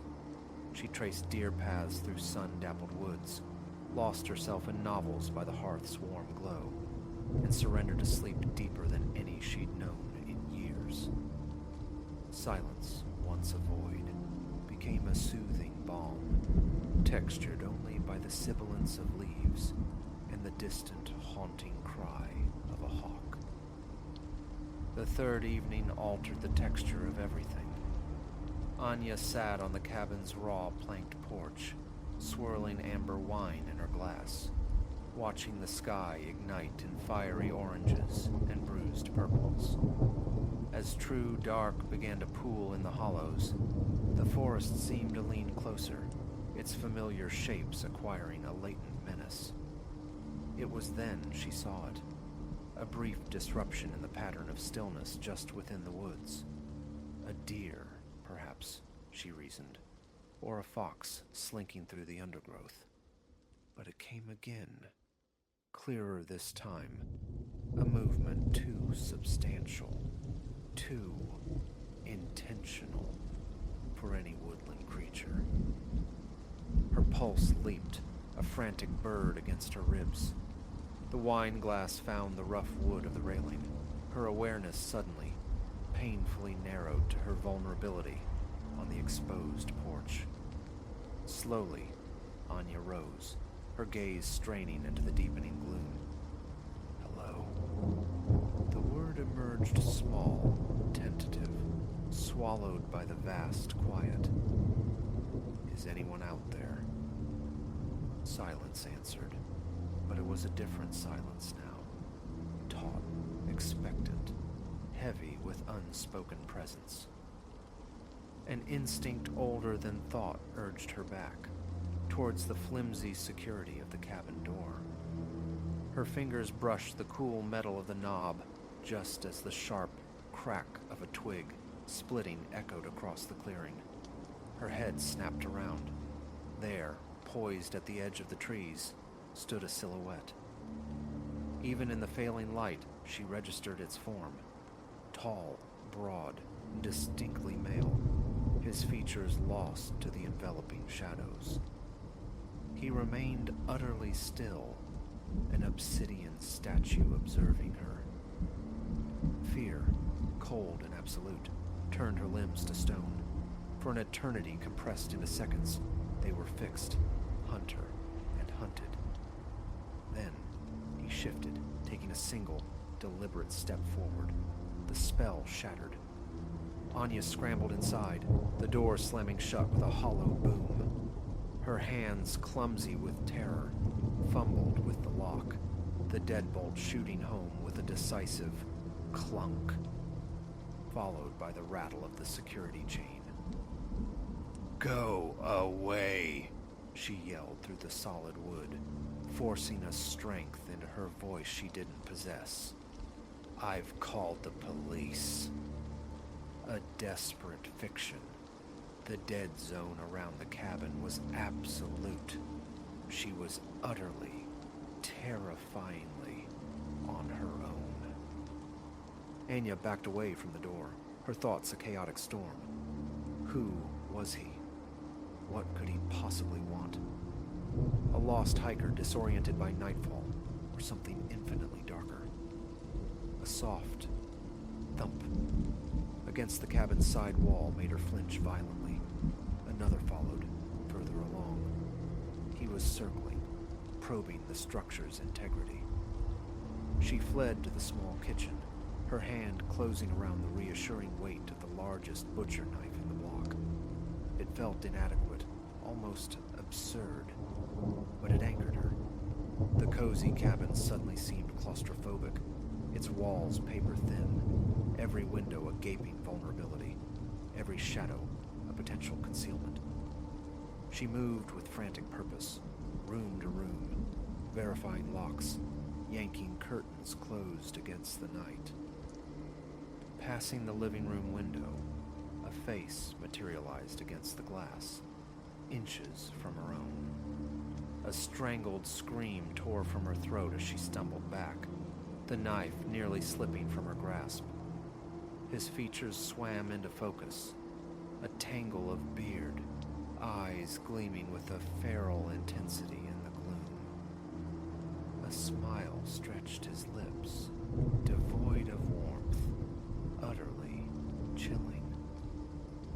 "Let me in," his voice rasped, muffled by the pain. "It's cold out here." She shook her head, a frantic, silent refusal, retreating further into the room's center. "Leave me alone," her voice cracked. "I don't have anything you want." A low chuckle drifted through the glass, humorless and predatory. "Oh, but you do," he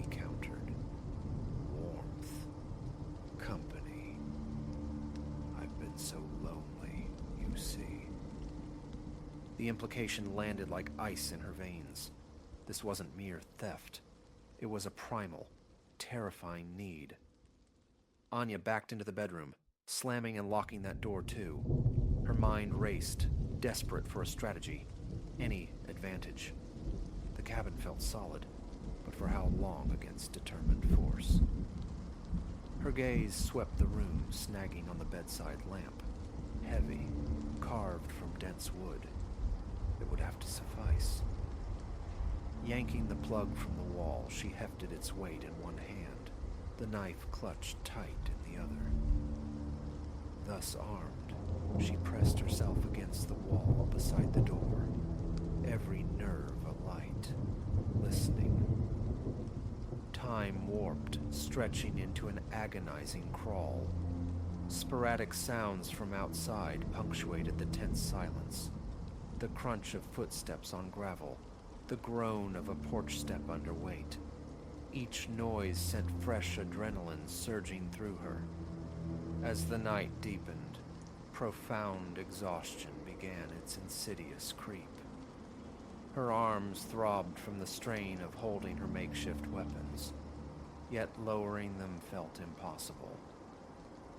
The initial tide of fear receded, leaving behind a nauseating tremor. Just as the tension reached an unbearable pitch, a new sound shattered the stillness. The unmistakable, jagged shatter of breaking glass. He was inside. Anya's grip tightened on the lamp and knife. She flattened herself further against the wall, barely breathing. Footsteps echoed through the cabin, unhurried, deliberate. Little bird, he crooned, the sing-song tone making her skin crawl. Come on out now. I promise I won't hurt you. Much. Hot tears pricked her eyes, but she blinked them back fiercely. Weakness was a luxury she couldn't afford. She had to be ready. The footsteps approached. Floorboards creaked just outside her door.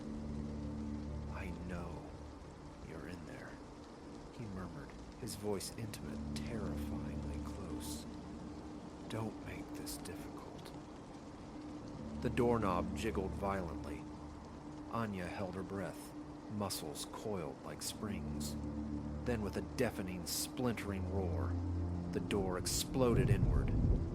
He filled the frame, a dark shape against the faint light from the other room, a crowbar held loosely in one hand.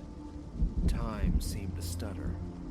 She saw his eyes widen fractionally as he registered her position, flush against the wall. She saw the crowbar begin its upward arc. She didn't wait. A raw scream fueled by terror and fury ripped from her lungs as she swung the heavy lamp base with every ounce of strength she possessed. It connected with his skull with a sickening, wet thud.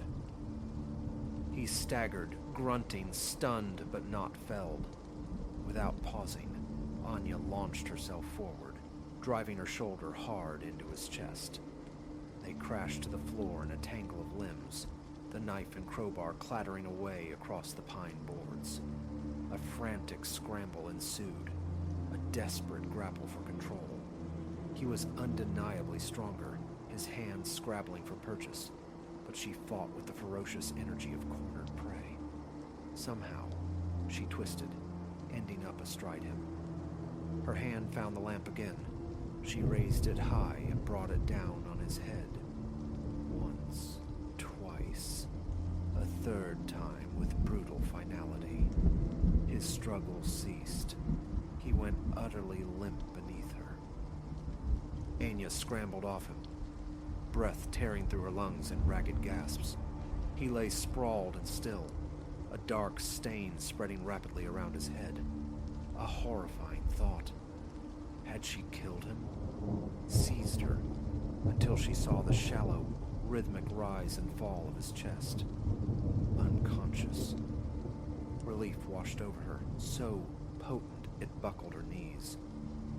Staggering upright, she scanned the room frantically. he needed to be secured before he regained consciousness. Finding a length of rough rope in a closet, she bound his wrists and ankles with trembling, clumsy fingers. Then, drawing on reserves she hadn't known she possessed, she dragged his dead weight out onto the porch, lashing him securely to one of the sturdy support posts. Only then, with the immediate threat contained, did the dam break.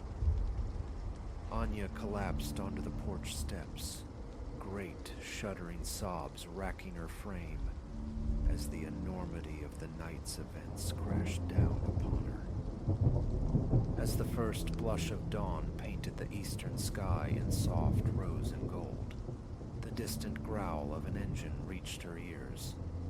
A battered pickup truck emerged from the winding forest track, the property manager arriving for his scheduled weekly check-in.